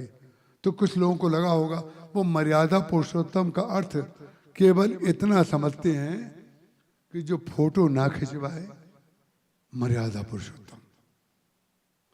जो स्त्री की ओर मुख देख करके, एक ऐसा संप्रदाय भी भारत में है, स्त्रियों को देखेंगे नहीं ऐसा पंखा लगा लेते हैं। देखिए हम आपको बता रहे हैं, ध्यान से सुनिएगा, हम कान पकड़ के कहते हैं हम किसी की आलोचना कभी नहीं करते हैं, लेकिन विश्लेषण जरूर करते हैं। विश्लेषण इसलिए करते हैं कि आपकी अवधारणा कहीं ये बन ना जाए। जब आप पंखा लगाते हैं उस समय चिंतन स्त्री का होता है कि नहीं? और पंखा नहीं लगाएंगे तो स्त्री से ऊपर उठ जाएंगे। विचित्र बात है। तो जितने मर्यादा पुरुषोत्तम इस प्रकार के बैठे, स्त्रियों को छूने नहीं देंगे पैर, फोटो नहीं खिंचवाएंगे।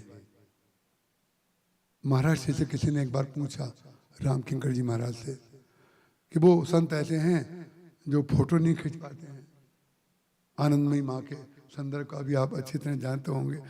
महाराज जी ने अपने ढंग से उत्तर दिया, आनंदमयी माँ ने अपने ढंग से उत्तर दिया।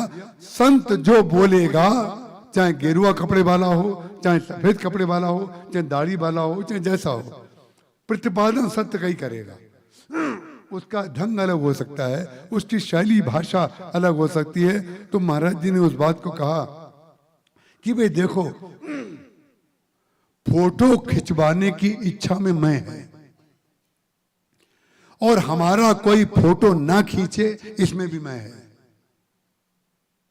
तो फोटो से ऊपर नहीं उठना है, मैं से ऊपर उठना है। और मैं से ऊपर कौन उठा है?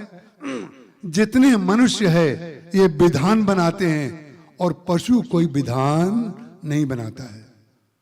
गंगा जी विधान नहीं बनाती, सूर्य विधान नहीं बनाता, आकाश विधान नहीं बनाता, चंद्रमा विधान नहीं बनाता, वायु विधान नहीं बनाती। जितने पंच तत्व हैं, ईश्वर की सृष्टि जितनी है वो किसी विधान को नहीं बनाती है, इसलिए विधान को नहीं बनाती है। विधान जब बनाया जाएगा तो दूसरे को ध्यान में रख के बनाया जाएगा, और भक्ति का विधान जो होगा वो सबके लिए एक जैसा होगा। इसलिए व्यक्ति को चाहिए कि अपने से ऊपर उठे। उसका कारण क्या है? जिन्होंने फोटो नहीं खिंचवाया, जिन्होंने अपना फोटो नहीं खिंचवाया, आपको पता है उनके चेले क्या करते हैं? उनके चेले उनके नाम का प्रचार करते हैं। और आपको पता है भगवान के नाम, रूप, लीला और धाम चारों विग्रह हैं।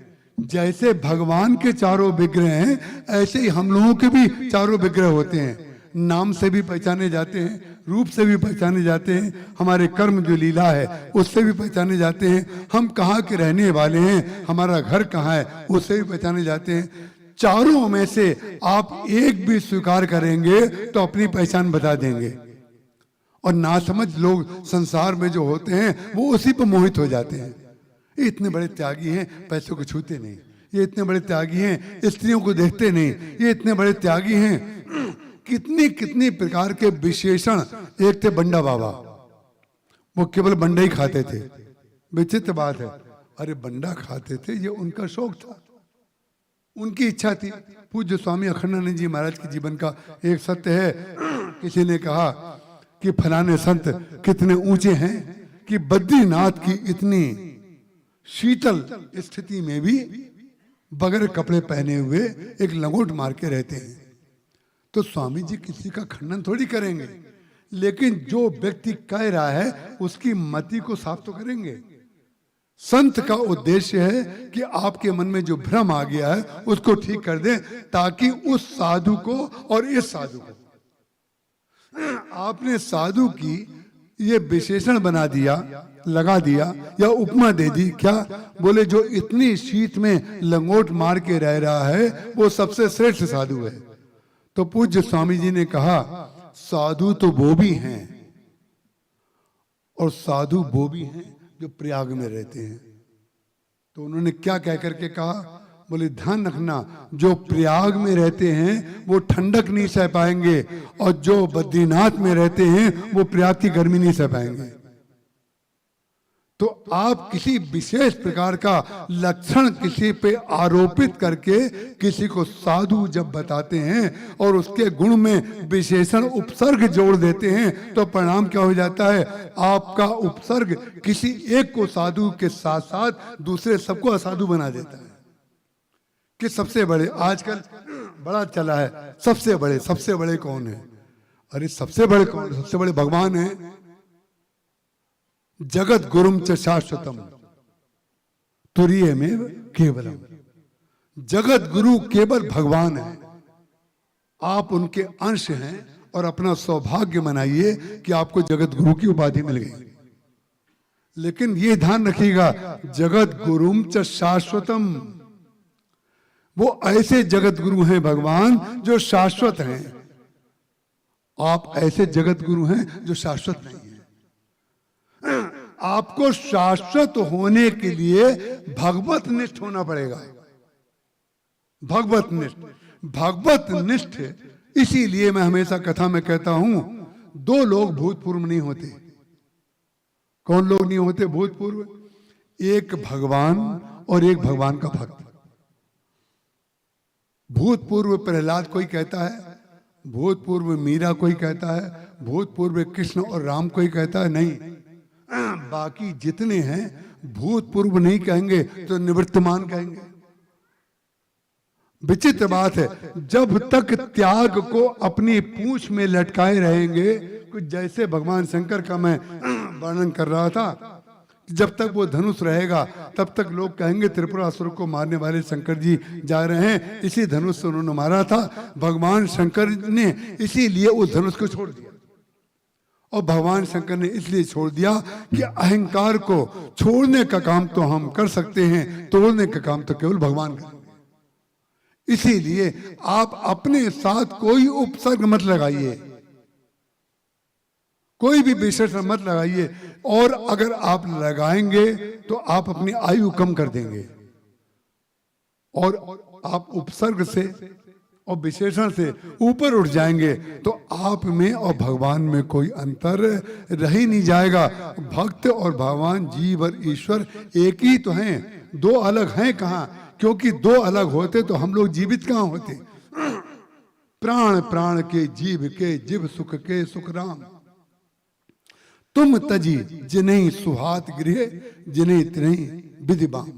बोले प्राण जो लोगों में दिख रहे हैं उसके पीछे वो प्राण हैं जिसके पीछे श्री राम हैं। उन श्री राम को दिखने योग्य बनाने के लिए लक्ष्मण जी महाराज सुमन को भी लेते हैं। सुमन माने जिनका सुंदर मन है, विकसित हो चुका है वो सुंदर मन, उनको भी ले रहे हैं। जिनमें विकसित होने की संभावना है उनको भी ले रहे हैं, और जिन्होंने अपना पक्ष छोड़ दिया है उनको भी ले रहे हैं। श्री सीता जी ने जब देखा, उससे पूछा गया भाई तुम रो रही हो? तो उसने कहा श्याम गौर की मैं कहूं बखानी, अनिर्वचनीयों को वाणी का विषय कैसे बनाऊं? जो अनिर्वचनीय है उसको मैं बताऊं कैसे? वो कौन है? दोनों अनिर्वचनीय है। बांसुरी भी अनिर्वचनीय है और बजाने वाला भी अनिर्वचनीय है, लेकिन कुछ ना कह करके उसने सब कह दिया। जब कुछ कहेंगे तो वाणी विलास होगा। ए भांत निज निज मति विलास मुनीस हरि बखाने। जब मौन हो जाएंगे तो तत्व की स्थिति आ जाएगी। वो तत्व की स्थिति किसने प्रतिपादित की? जो भगवान राम को पहले देख लेती है। और पहले देखने के लिए क्यों गई? क्योंकि श्री सीता जी को अधिक कष्ट ना हो, हम उनको पहले से बता दें यहां पर हैं, यहां पर आप चलिए। उसने कहा श्याम गौर कि मैं कहूं बखानी गिरा अनैन। बोले वाणी के पास, जीव के पास आंखें नहीं है, और जिन आंखों ने देखा है उनके पास वाणी नहीं है। यही है अनिर्वचनीय का प्रतिपादन, जिसको एक जनकपुर के ज्ञानी के यहाँ की शहर की रहने वाली एक स्त्री जो सखी है, वो तत्वज्ञ सखी है, कहती है उसका तो वर्णन कभी हो ही नहीं सकता है। बोले गिरा अनैन नैन बिनु बानी। बोले आंखों ने देखा है, उनके पास वाणी नहीं है, और वाणी बोल सकती है, उसने देखा नहीं है। कैसे मैं प्रतिपादन करूं? प्रतिपादन हो ही नहीं सकता। अब कितना भी प्रतिपादन करें, करते करते करते करते आज सिंघानिया जी ने 15 मिनट की छूट दे दी है। हम 20 की 15 मिनट की केवल छूट लेंगे, उससे ज्यादा नहीं लेंगे। गिरा अनैन नैन बिनु बानी। जब ये कह देती है, श्री सीता जी ने जो ही भगवान को देखा उस समय श्री सीता जी मंत्र मुग्ध हो गई। लोचन मग, आंखों का जो विषय है, आंखों का विषय, और जिसको आंखों का विषय नहीं माना जाता है, जो वाणी का विषय नहीं है, जो नेत्र का विषय नहीं है, जो इंद्रियों का विषय नहीं है, लेकिन आज वो इंद्रियों का विषय हो गया। जब इंद्रियों का विषय वो हो गया तो हमें इंद्रियों का उपयोग उनके लिए समर्पित कर देना चाहिए। जब भगवान इंद्रिय के विषय हो गए तो हमें अपनी इंद्रियों को भगवताकार बना देना चाहिए। और उन्होंने क्या किया? लोचन मग रामई और आनी दीनों पलक कपाट सयानी।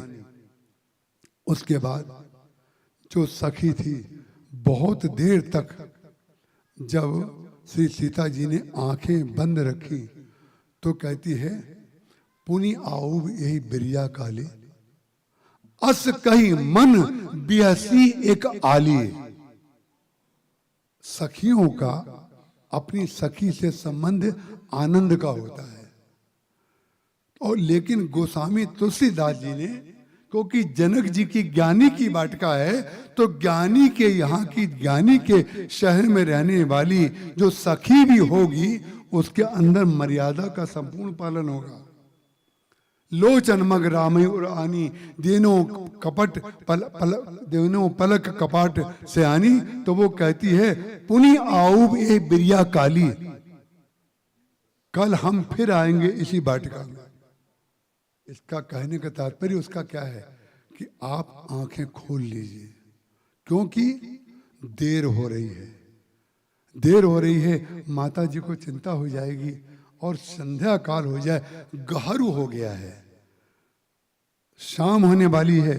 और संध्या काल की व्याख्या मैंने आपके सामने किसी दिन की थी। संध्या में भ्रम की उत्पत्ति होती है कि सर्प है कि रज्जू है।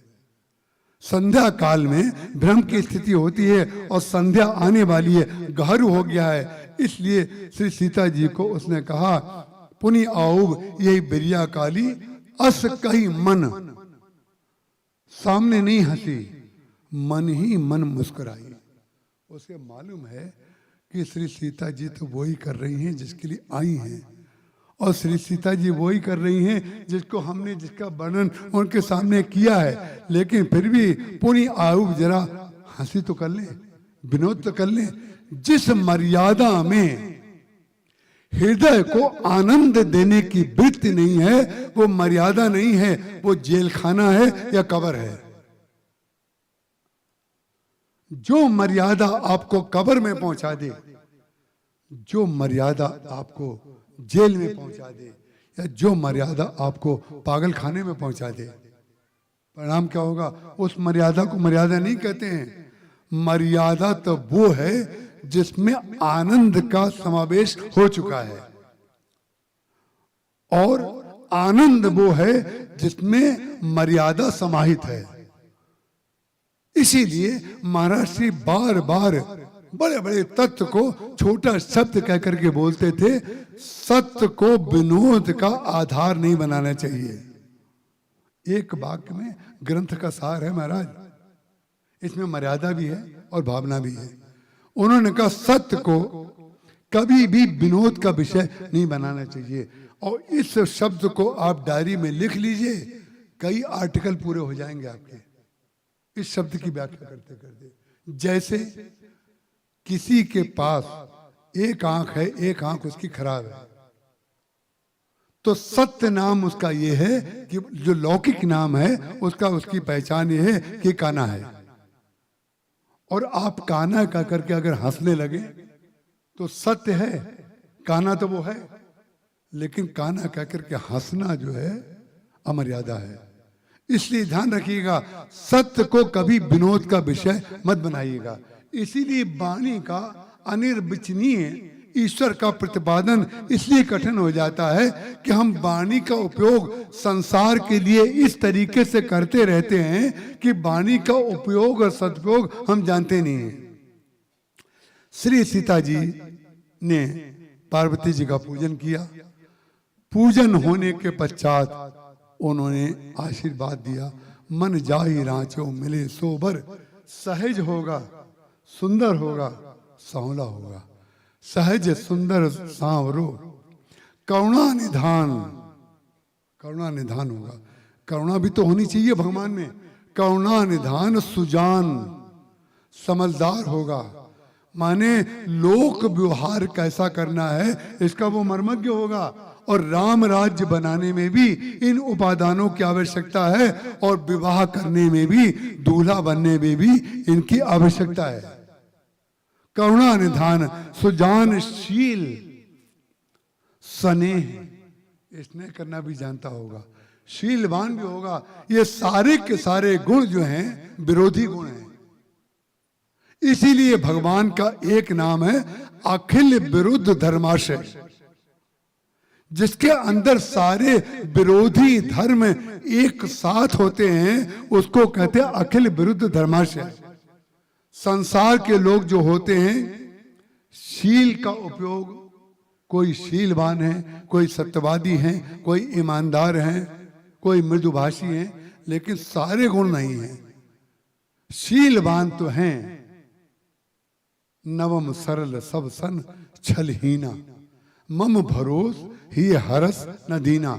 भगवान राम ने नवदा भक्ति में कहा कि मेरी नौवीं भक्ति है नवम सरल, सरल होना चाहिए, लेकिन सरल के साथ अनुबंध लगा दिया। नवम सरल सब सन छलहीना, निष्कपट व्यवहार करे, लेकिन निष्कपट व्यवहार और सरलता का उपयोग लोगों को खुश करने में ना करे। क्यों? बोले मम भरोस ही हर्ष न दीना, न हर्ष हो न दीनता हो। और हर्ष और दीनता न हो, ये जो वाक्य भगवान ने कहा, उसकी व्याख्या महाराज श्री राम किंकर जी ने कही, जब कोई दे तो ले लेना और किसी के आगे हाथ मत फैलाना। तो मैंने पूछा महाराज जी से, दोनों बातें तो अलग अलग हैं, आप कहना क्या चाहते हैं? बोले कोई देगा और नहीं लोगे तो अहंकारी हो जाओगे, और हाथ फैलाओगे तो दीन हो जाओगे। नवम सरल सब सन छलहीना, मम भरोस ही हरस न दीना, न हर्ष हो न दीनता हो, किसी के अंदर कुछ भी ना हो। श्री सीता जी का परिणय हो गया। परिणय होने के बाद 4 बधुएं और 4 उनके पति एक साथ एक ही मंडप में विराजमान है। मुदित अवध पति सकल सुत, जो मैंने कथा के प्रारंभ में कहा था, अर्थ धर्म काम और मोक्ष, चारों से कथा प्रारंभ कर रहा हूं भरत जी के संदर्भ में। अब आज दशरथ जी महाराज जिस धन्यता को प्राप्त कर रहे हैं, कैसी धन्यता को प्राप्त कर रहे हैं? बोले उनके 4 पुत्र और जनक जी और उनके भाई की कन्याएं मिलाकर के 4 बधुएं एक साथ जब बैठी हुई हैं, तो दशरथ जी महाराज को कैसा लग रहा है? मुदित अवधपति सकल सुत बधुन समेत निहारी। देखने को कैसा शब्द दिया, निहारी। निहारना अलग बात है, देखना अलग बात है, अवलोकना अलग बात है, ताकना अलग बात है। तब ताके सी रघुनायक सरना, मारीच के संदर्भ में ताकना लिखा, यहां पर निहारना लिखा। गोस्वामी तुलसीदास जी महाराज किसी भी शब्द का उपयोग, उसका विकल्प नहीं मिलेगा, ध्यान रखिएगा। आपने गोस्वामी तुलसीदास जी के शब्दों में अगर विकल्प निकाला तो आप अपने अज्ञान को सिद्ध करेंगे। ज्ञान सिद्ध तो तब होगा कि जैसा लिखा है उसकी व्याख्या करिए, उसमें अपना मत मिलाइए। अपना मिलाएंगे तो आप भूतपूर्व हो जाएंगे किसी दिन। उसका कारण क्या है? रामायण जैसी थी, जैसी है वैसी रहेगी। आप जैसे थे वैसे नहीं हैं, इसलिए वैसे नहीं रहेंगे। ध्यान रखिएगा, गोस्वामी तुलसीदास जी महाराज के लिखने में अपनी मति को मत लगाइए, अपने को हृदय को विसर्जित कर दीजिए उसमें। मुदित अवधपति सकल सुत बधुन समेत निहार, जन पाए महिपाल मणि क्रियन सहित फल चार। जैसे किसी महिपाल ने, राजा ने चारों क्रियाओं के साथ उनके तत्व को पा लिया हो, तो अर्थ धर्म काम और मोक्ष जो भरत जी महाराज कह रहे हैं हमें नहीं चाहिए। त्रिवेणी के तट पर उन्हीं अर्थ धर्म काम मोक्ष चारों फलों को देख करके दशरथ जी महाराज धन्यता का अनुभव कर रहे हैं। तो भरत जी महाराज क्यों कह रहे थे? क्योंकि भरत जी इसलिए कह रहे थे संसार में अर्थ, धर्म, काम और मोक्ष की क्रियाओं के साथ जिन क्रियाओं से लोग पाते हैं, इसलिए वो परम लक्ष्य को प्राप्त नहीं कर पाते। आज दशरथ जी ने अर्थ, धर्म, काम, मोक्ष रूपी 4 पुत्रों के साथ उनकी चारों उन क्रियाओं को के साथ देखा जो अर्थ की क्रिया, धर्म की क्रिया, मोक्ष की क्रिया, ये चारों क्रियाएं जब उन्होंने देख ली काम की क्रिया, तो कौन है? भगवान राम मोक्ष फल है। 4 पुरुषार्थ होते हैं ना, 4 पुरुषार्थों में जो मोक्ष पुरुषार्थ हैं वो भगवान राम हैं, और धर्म पुरुषार्थ भरत जी महाराज हैं, काम पुरुषार्थ लक्ष्मण जी महाराज हैं, और अर्थ पुरुषार्थ शत्रुघ्न जी महाराज हैं। सो शत्रुघ्न जी से शुरू करते हैं और मोक्ष तक ले जाकर के पूर्ण कर देंगे। शत्रुघ्न जी महाराज अर्थ पुरुषार्थ हैं, लेकिन संसार के लोग अर्थ पुरुषार्थ की क्रिया को लोभ मानते हैं, लेकिन अर्थ पुरुषार्थ की सिद्धि लोभ क्रिया से नहीं होती है, दान क्रिया से होती है। दान क्रिया का तात्पर्य लौकिक दान भी मान लें, लेकिन दूसरा दान क्या है? बोले खेती करने के बाद जितनी खेती में धान्य होता है उसका कुछ प्रतिशत आप बीज रूप में जमीन में डाल देते हैं। जब उसका कुछ प्रतिशत बीज रूप में जमीन में डाल देते हैं तो उसका 100 गुना होकर के फिर आपको मिल जाता है। और सब का सब जितना कमाया है 100 क्विंटल अगर गेहूं हुआ और पूरा 100 क्विंटल अपने अपने खेतों के लोग बेच करके खा जाएं तो अगले साल तो खेती होगी नहीं, क्योंकि बीज तत्व को आप खा गए, जो त्याग तत्व है उसको आप खा गए, और त्याग से ही पुनर्जन्म लोभ का होता है। आपकी इच्छा पूर्ति, आपके मनोरथ की पूर्ति जो होगी वो आपने जो बोया है उससे होगा। ध्यान रखिएगा, जिन जिन से आप ईर्ष्या कर रहे हैं तो आप उनको भोगते देख रहे हैं, लेकिन उन्होंने जो बोया था, बोए बगैर तो कोई धान्य होता ही नहीं है। जिसके पास भी किसी प्रकार का ऐश्वर्य है, कोई ज्ञान का ऐश्वर्य लिया हुआ है, कोई पद का, कोई रूप का, कोई घर का, कोई व्यवसाय का, उन सबके चरणों में मैं नतमस्तक इसलिए होता हूं कि उनको देख करके मुझे भगवान की स्मृति आती है कि भगवान का ये स्वरूप इनमें परिलक्षित हो रहा है। क्योंकि प्राण प्राण के जीव सुख के सुख राम, कोई सुंदर सीता जी की कृपा के बगैर कैसे हो सकता है? क्यों? सुंदरता का सुंदर करई, छब गृह दीप शिखा जनु बरई। संसार में जिस प्रकार की सुंदरता कहीं पर है वो सीता जी के चरणों से प्राप्त है। जिन सीता जी के रूप को देख करके शक्तिमान श्री राम मुग्ध हो जाते हैं। सी अमुक सस्य भय नयन चकोरा, चकोर हो गए श्री सीता जी के मुख को देख करके। आज जब शत्रुघ्न जी अर्थ पुरुषार्थ है, अर्थ पुरुषार्थ का नाम लोग लेते हैं लोभ, लेकिन लोभ क्रिया नहीं है। अर्थ की क्रिया लोभ नहीं हो सकती, अर्थ की क्रिया दान है, दान। तो जो श्रुतकीर्ति जी हैं वो दान क्रिया है। सो शत्रुघ्न जी और श्रुतकीर्ति जी अर्थ और दान को देख करके दशरथ जी महाराज प्रसन्न हो रहे हैं। काम क्रिया, काम पुरुषार्थ, काम पुरुषार्थ हैं लक्ष्मण जी महाराज, लेकिन काम पुरुषार्थ को लोग शरीर से जोड़ते हैं। रति अति दुखित अतनुपति जानिए, आ गया ना। रति की उपमा सीता जी से उन्होंने इसलिए नहीं दी कि रति अपने पति के वियोग में रो रही है, उसको ये पता ही नहीं है रति जो मेरा नाम है, जैसे वृंदा का पातिव्रत धर्म भगवान ने नष्ट नहीं किया था, भगवान ने उसका पातिव्रत धर्म रख लिया था, और उसके पातिव्रत धर्म को आज तक तुलसी के रूप में शिरोधारी करके वो रखे हुए हैं। जालंधर में वो शक्ति थी क्या? जालंधर पातिव्रत धर्म का को पालन कर सकता था क्या? बोले नहीं। काम पुरुषार्थ की क्रिया जो है वो योग है, योग, भोग नहीं है। लोग काम को भोग से जोड़ते हैं, इसीलिए पार्वती जी ने सप्तर्षियों से कह दिया था, तुमने जान सदा शिव जोगी, अज अनबद्ध अकाम अभोगी।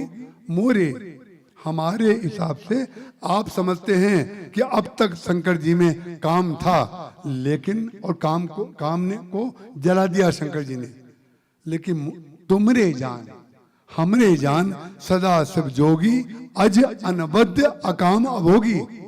तुम्हारी दृष्टि से शंकर जी ने काम को अब जलाया है, अभी तक वो भोगी थे, लेकिन मेरी दृष्टि से हमरे जान सदा शिव जोगी। काम की क्रिया योग है, भोग नहीं हो सकता। इसलिए काम पुरुषार्थ जो लक्ष्मण जी महाराज हैं, उनकी जो पत्नी उर्मिला जी हैं, वो योग क्रिया है, योग क्रिया है, इसलिए उनका संजोग भगवान से कभी विरत नहीं होता है। भगवान से उनका योग था, इसलिए लक्ष्मण जी जैसा पति प्राप्त करके जब 14 वर्ष के लिए वो वनवास गए लक्ष्मण जी, तो उर्मिला जी उनको दरवाजे तक छोड़ने नहीं आई।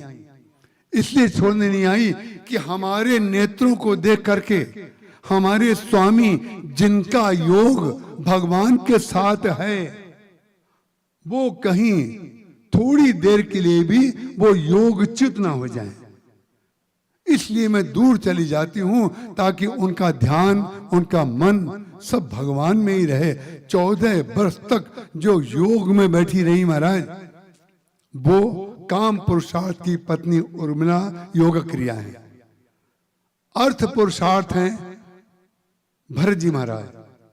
अर्थ पुरुषार्थ की पत्नी जो मांडवी जी हैं, अर्थ को लोग जो धर्म पुरुषार्थ हैं भरत जी महाराज, तो धर्म को लोग समझते हैं प्रदर्शन का विषय। धर्म अगर भगवान ना करे, धर्म अगर कभी गर्त में जाता है, कहीं गया हो अगर, तो केवल प्रदर्शन के कारण जाता है, ध्यान रखिएगा। वही धर्म, देखिए आपके जितने अंग हैं उनका डॉक्टर अगर पूरे शरीर का विच्छेदन कर दे ऑपरेशन होकर के, विच्छेदन तो पोस्टमार्टम में होता है, लेकिन विच्छेदन को मैंने इसलिए यहाँ पर ऑपरेशन के साथ जोड़ दिया कि पूरे अंग प्रत्यंग को डॉक्टर खोल दे तो सारे अंगों का नाम वो बता सकता है, लेकिन प्राण कहाँ पर है वो नहीं बता सकता। डॉक्टर साहब से पूछा जाए इसमें प्राण कहाँ है, डॉक्टर साहब कहेंगे इसी का तो हम शोध कर रहे हैं। सारा विज्ञान जो शोध कर रहा है वो अदृश्य वस्तु का शोध कर रहा है, और अदृश्य का शोध कोई कर ही नहीं सका, क्योंकि अदृश्य जब दिख ही नहीं रहा है तो आपका हाथ भी वहां नहीं जाएगा, आपका पांव भी नहीं जाएगा, आपकी बुद्धि, आपकी आंखें वहां जाएंगी ही नहीं। तो अदृश्य क्या है? बोले धर्म का जो मूल तत्व है, सम जम नियम फूल फल ज्ञाना, हरि पद रति रस वेद बखाना। जो भगवान के चरणों में रति है वही अदृश्य तत्व है। तो धर्म पुरुषार्थ भरत जी महाराज हैं, उनकी पत्नी क्या है? श्रद्धा। श्रद्धा बिना धर्म नहीं होई। रामचरितमानस में लिखा हुआ है, श्रद्धा अगर वास्तविक होगी, श्रद्धा अगर वास्तविक होगी तो बुद्धि रूप सती पुनर्जन्म लेकर के पार्वती रूप श्रद्धा बन करके राम कथा सुनेंगे और राम कथा को प्रकट करेंगे। श्रद्धा राम कथा को प्रकट करती है। भगवान शंकर ने पार्वती जी से कहा, तुमने इतना सुंदर प्रश्न किया कि जो संसार का हित करने वाला है, क्योंकि राम कथा साक्षात गंगा है और मोक्ष पुरुषार्थ भगवान राम है। मोक्ष पुरुषार्थ भगवान राम है और मोक्ष को संसार के लोग समझते हैं उच्छृंखलता। कई दर्शन,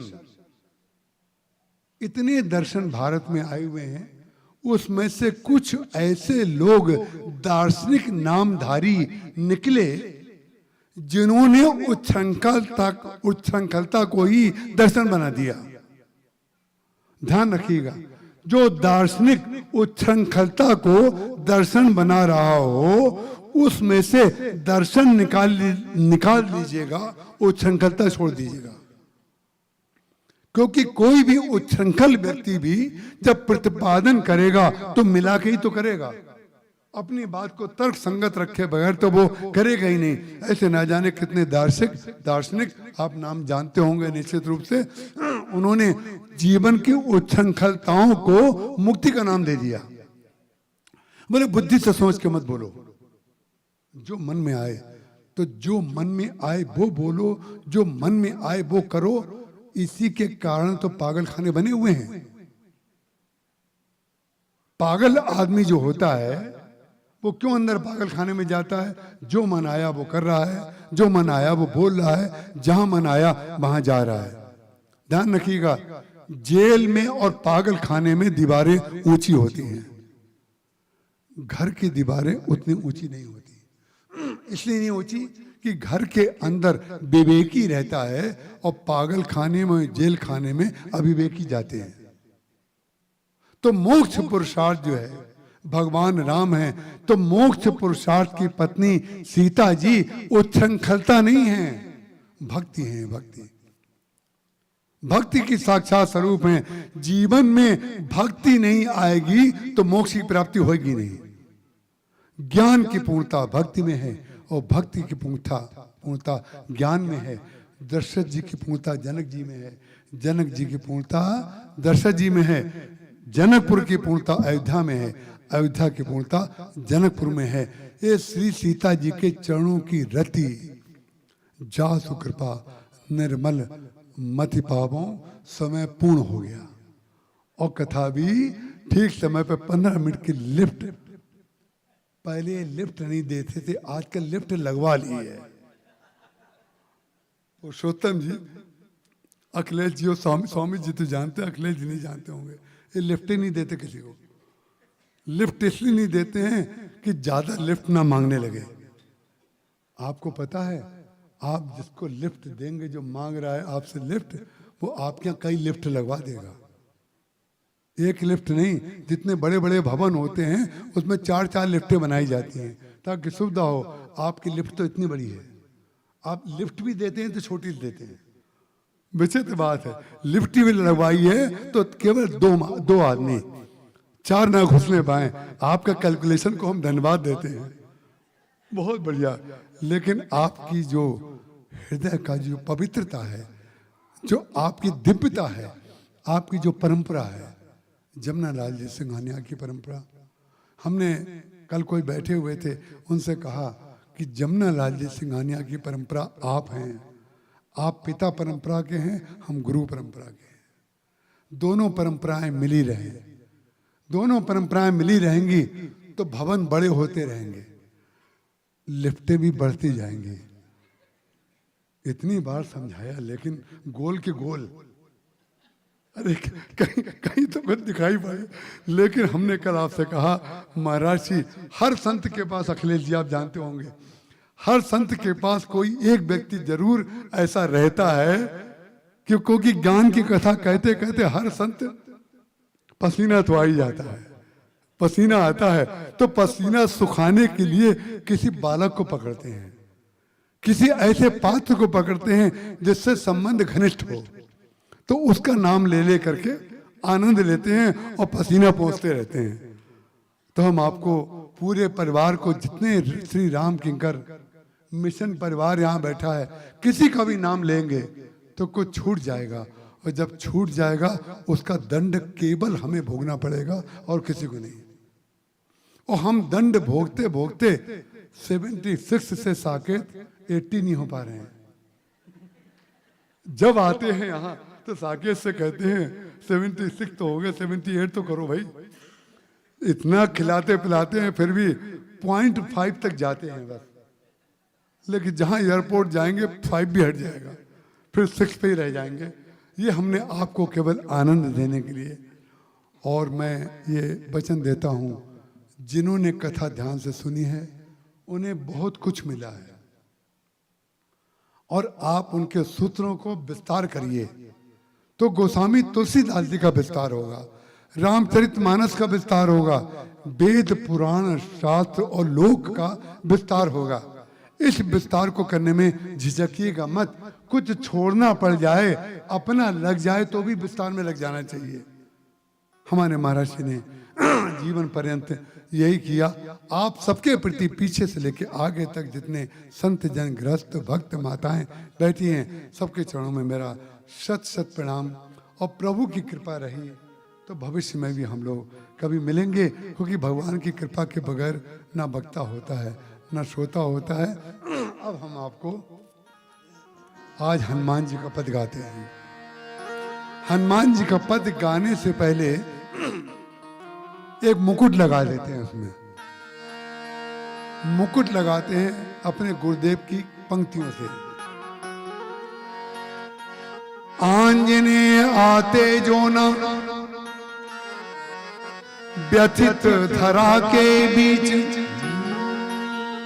भूमि भर हारी को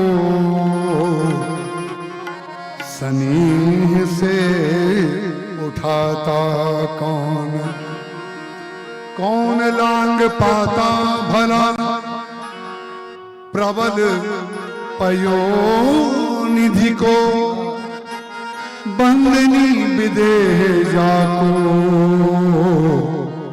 धीरज धराता कौन। लंका को जला के मारे अजित निशाचरों को, प्रीतम प्रिया का मधु मिलन कराता कौन, राम गुण गायक बनाता कौन, किंकर को प्रभु के प्रताप की पताका को फहराता कौन। लहर लहर लहर लहर लहराई रे झंडा बजरंग बली का, लहर लहर लहराई रे झंडा बजरंग बली का, लहर लहर लहराई रे ओ झंडा बजरंग बली का, लहर लहर लहराई रे ओ झंडा बजरंग बली का।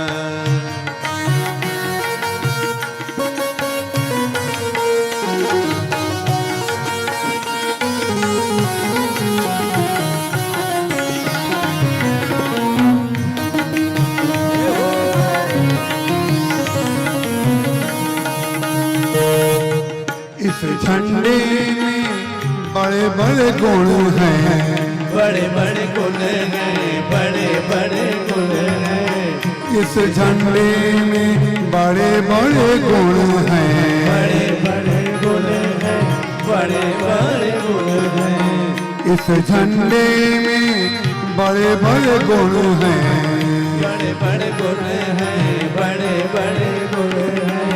लंका में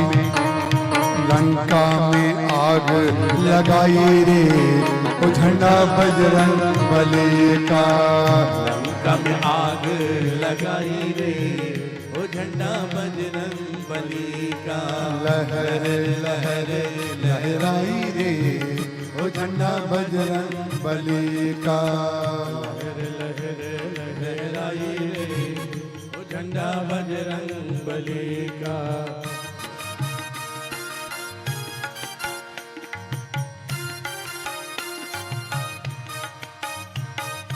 राम जी की निकली सवारी, राम जी की लीला न्यारी,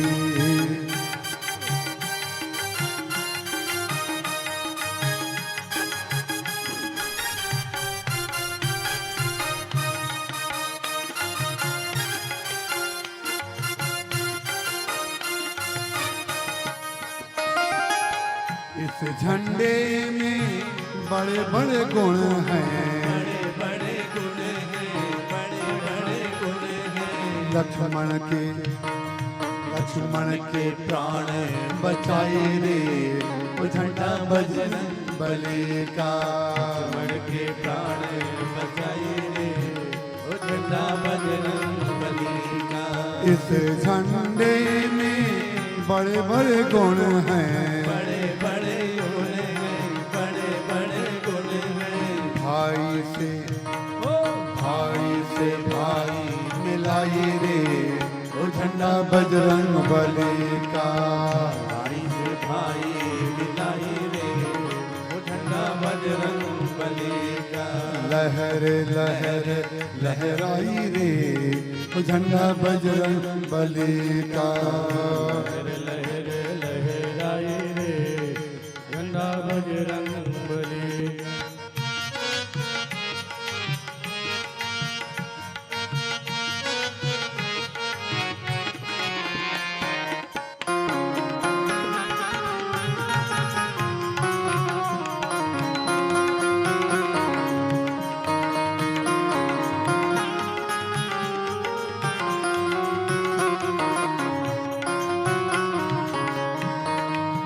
इस झंडे में क्या क्या गुण हैं, बड़े गुण हैं, बड़े बड़े गुण हैं। इस झंडे में क्या क्या गुण हैं। बड़े बड़े गुण हैं, बड़े बड़े गुण हैं। राम जी को राजा बनाई रे वो झंडा बजरंग बली का। राम जी को राजा बनाई रे वो झंडा बजरंग बली का। लहर लहर लहराई रे वो झंडा बजरंग बली का। लहर लहर लहराई आंजनेय आते जो न व्यथित धरा के बीच। भूमि भार हारी को सनेह से उठाता कौन।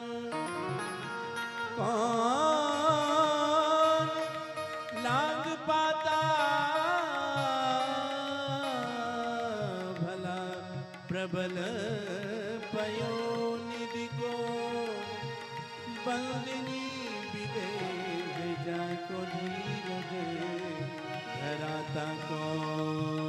लंका को जला के मार अधिक निशाचरों को। प्रीतम प्रिया का मधुर मिलन करा। राम गुणगान बनाता किंकर को। प्रभु के प्रताप की पता को फहराता किंकर को दिल कर बनाई रे वो झंडा बजरंग बली का। किंकर को दिल कर बनाई रे वो झंडा बजरंग बली का। लहर लहर लहराई रे वो झंडा बजरंग बली का। झंडा बजरंग बली का झंडा बजरंग बली का। झंडा बजरंग बली का। बोलिए श्री हनुमान जी महाराज की जय हो।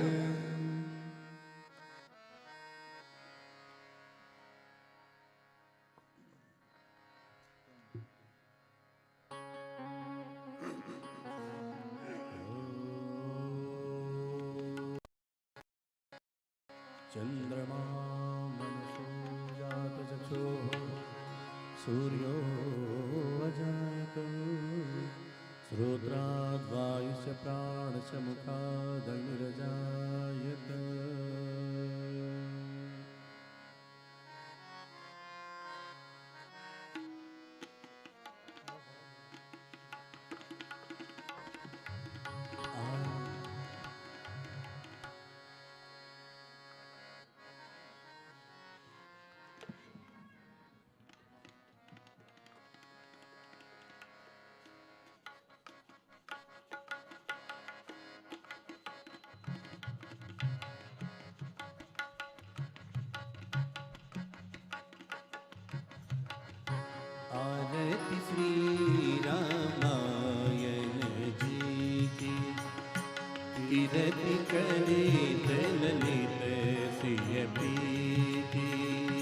आरती श्री रामायण जी की कीरति करे सिय पीर गावत ब्रह्मा दिक मुनि नारद बाल्मीक विज्ञान विशारद सुख सनकादि शेष अरु सारद बरनि पवन सुत कीरति लेकी आरती श्री रामायण जी की कीरति करे ललित सिय पीर गावत वेद पुराण अष्ट दस छयो सात सब ग्रंथन को रस मुनि जन धन संतन को सरवस सार हंस सम्मत सबही की आरती श्री रामायण जी की कीरति कली गाव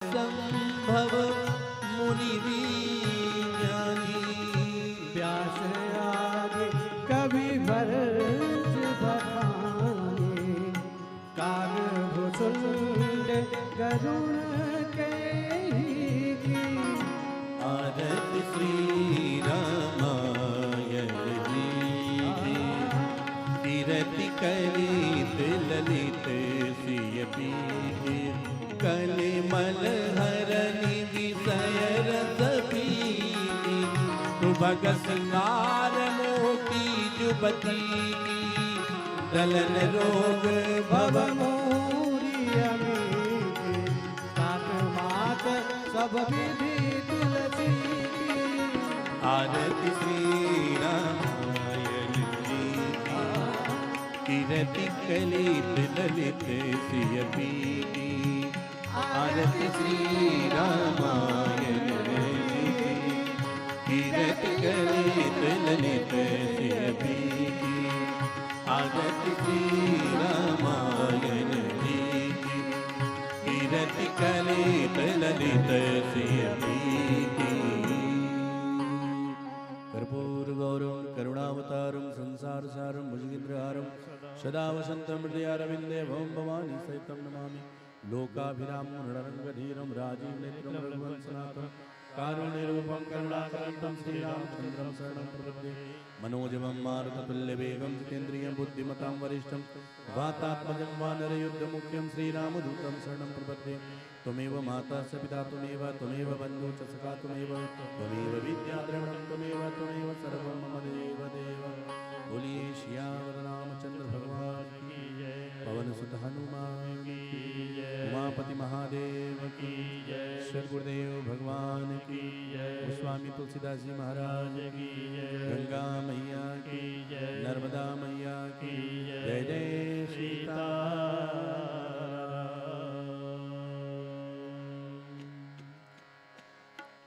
श्री राम शरणं मम श्रीराम शरणं मम श्रीराम शरणं मम श्रीराम शरणं मम श्रीराम शरणं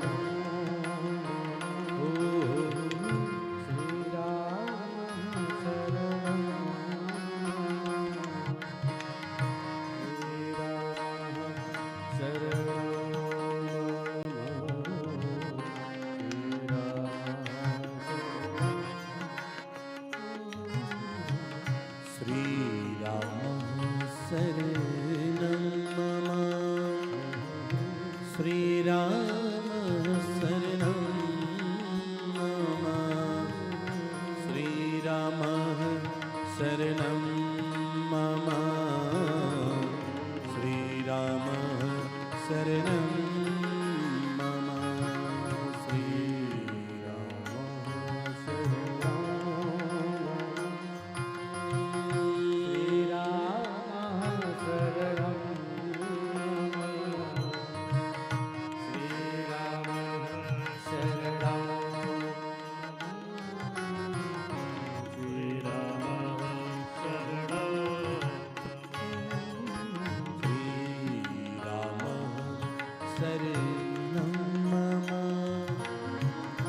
श्रीराम श्रीराम शरणं मम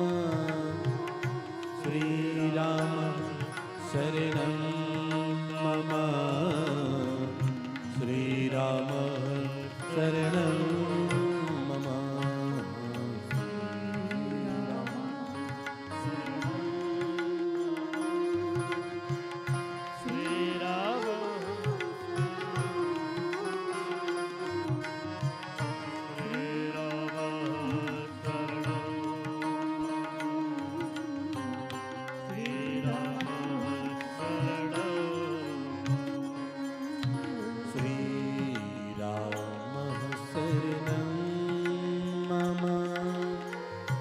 श्रीराम शरणं मम श्रीराम शरणं मम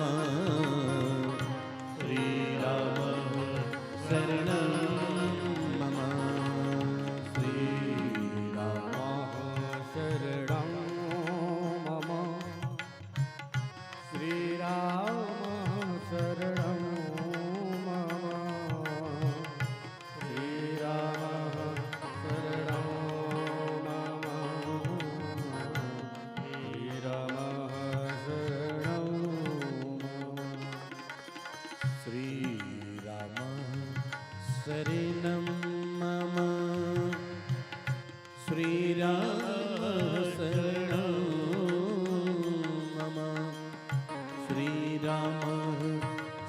शरणं मम शरणं मम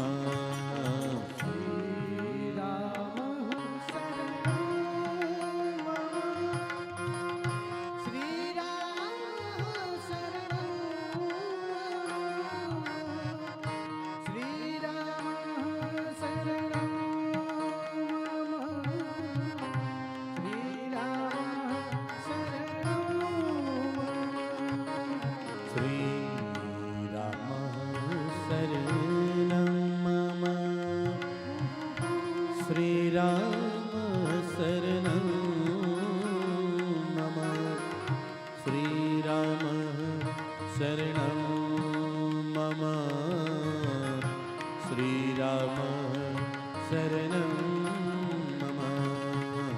मम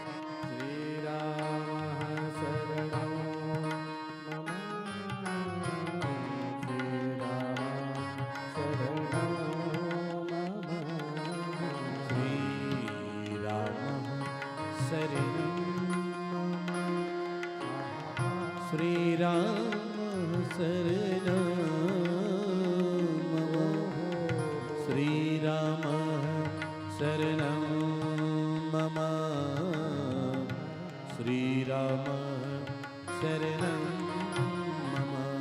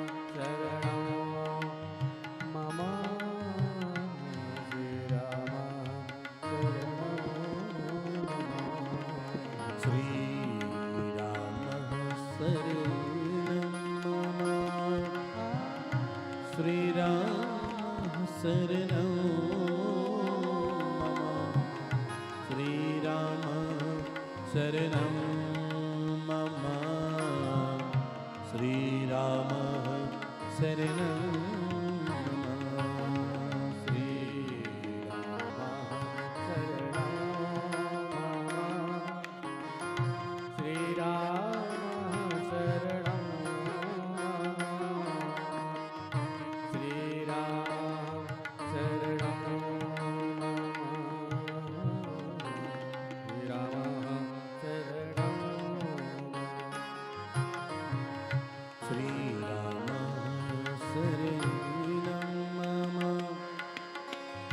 श्री राम शरणं मम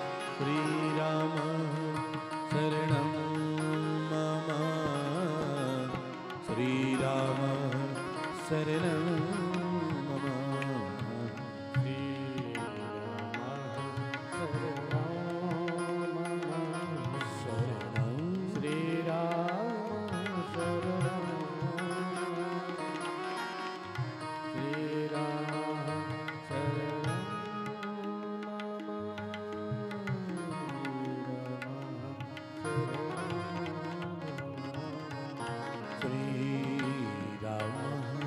शरणं मम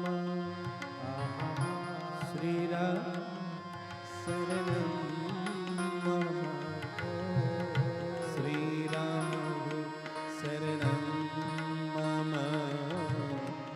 श्री राम शरणं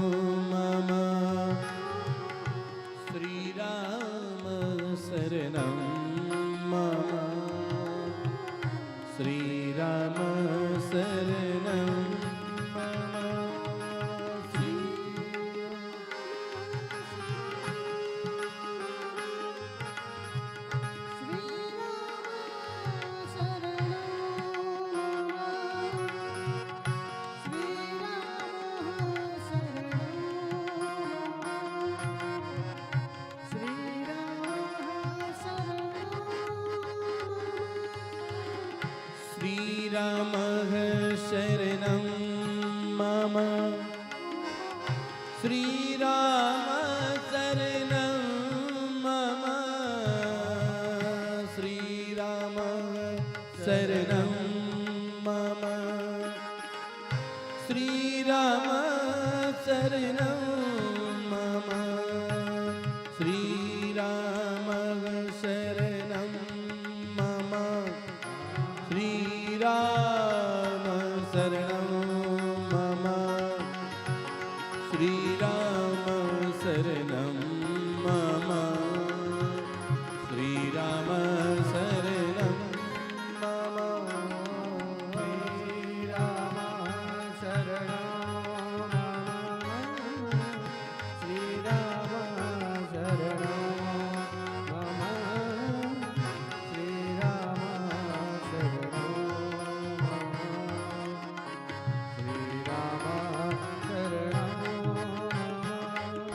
श्रीरामः शरणं मम श्रीराम शरणं मम श्रीराम शरणं मम श्रीराम शरणं मम श्रीराम शरणं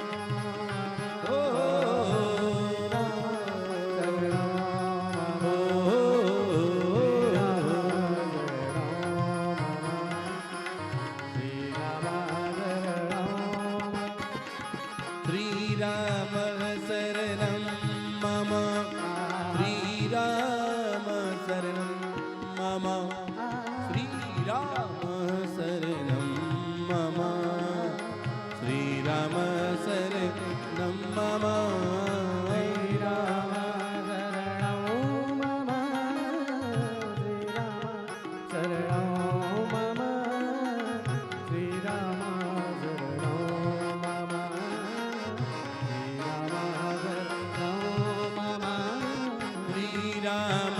शरणं मम श्रीराम शरणं मम श्रीराम शरणं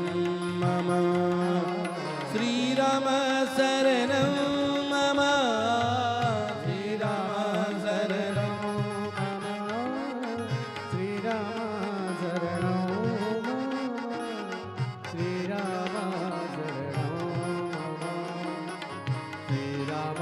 शरणं मम श्रीराम शरणं मम श्रीराम शरणं मम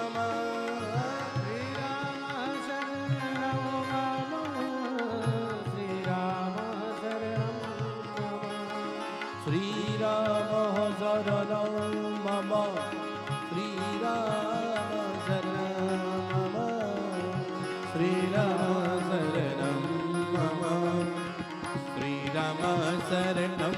मम श्रीराम शरणं मम श्रीराम शरणं मम श्रीराम शरणं मम श्रीरामः शरणं श्रीरामः शरणं मम श्रीराम शरणं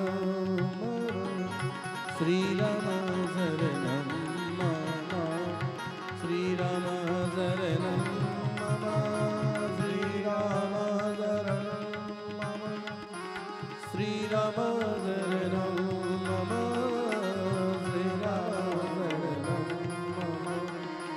श्रीराम शरणं श्रीराम शरणं श्रीराम शरणं श्रीराम शरणं मम श्रीराम शरणं श्रीराम शरणं श्रीराम शरणं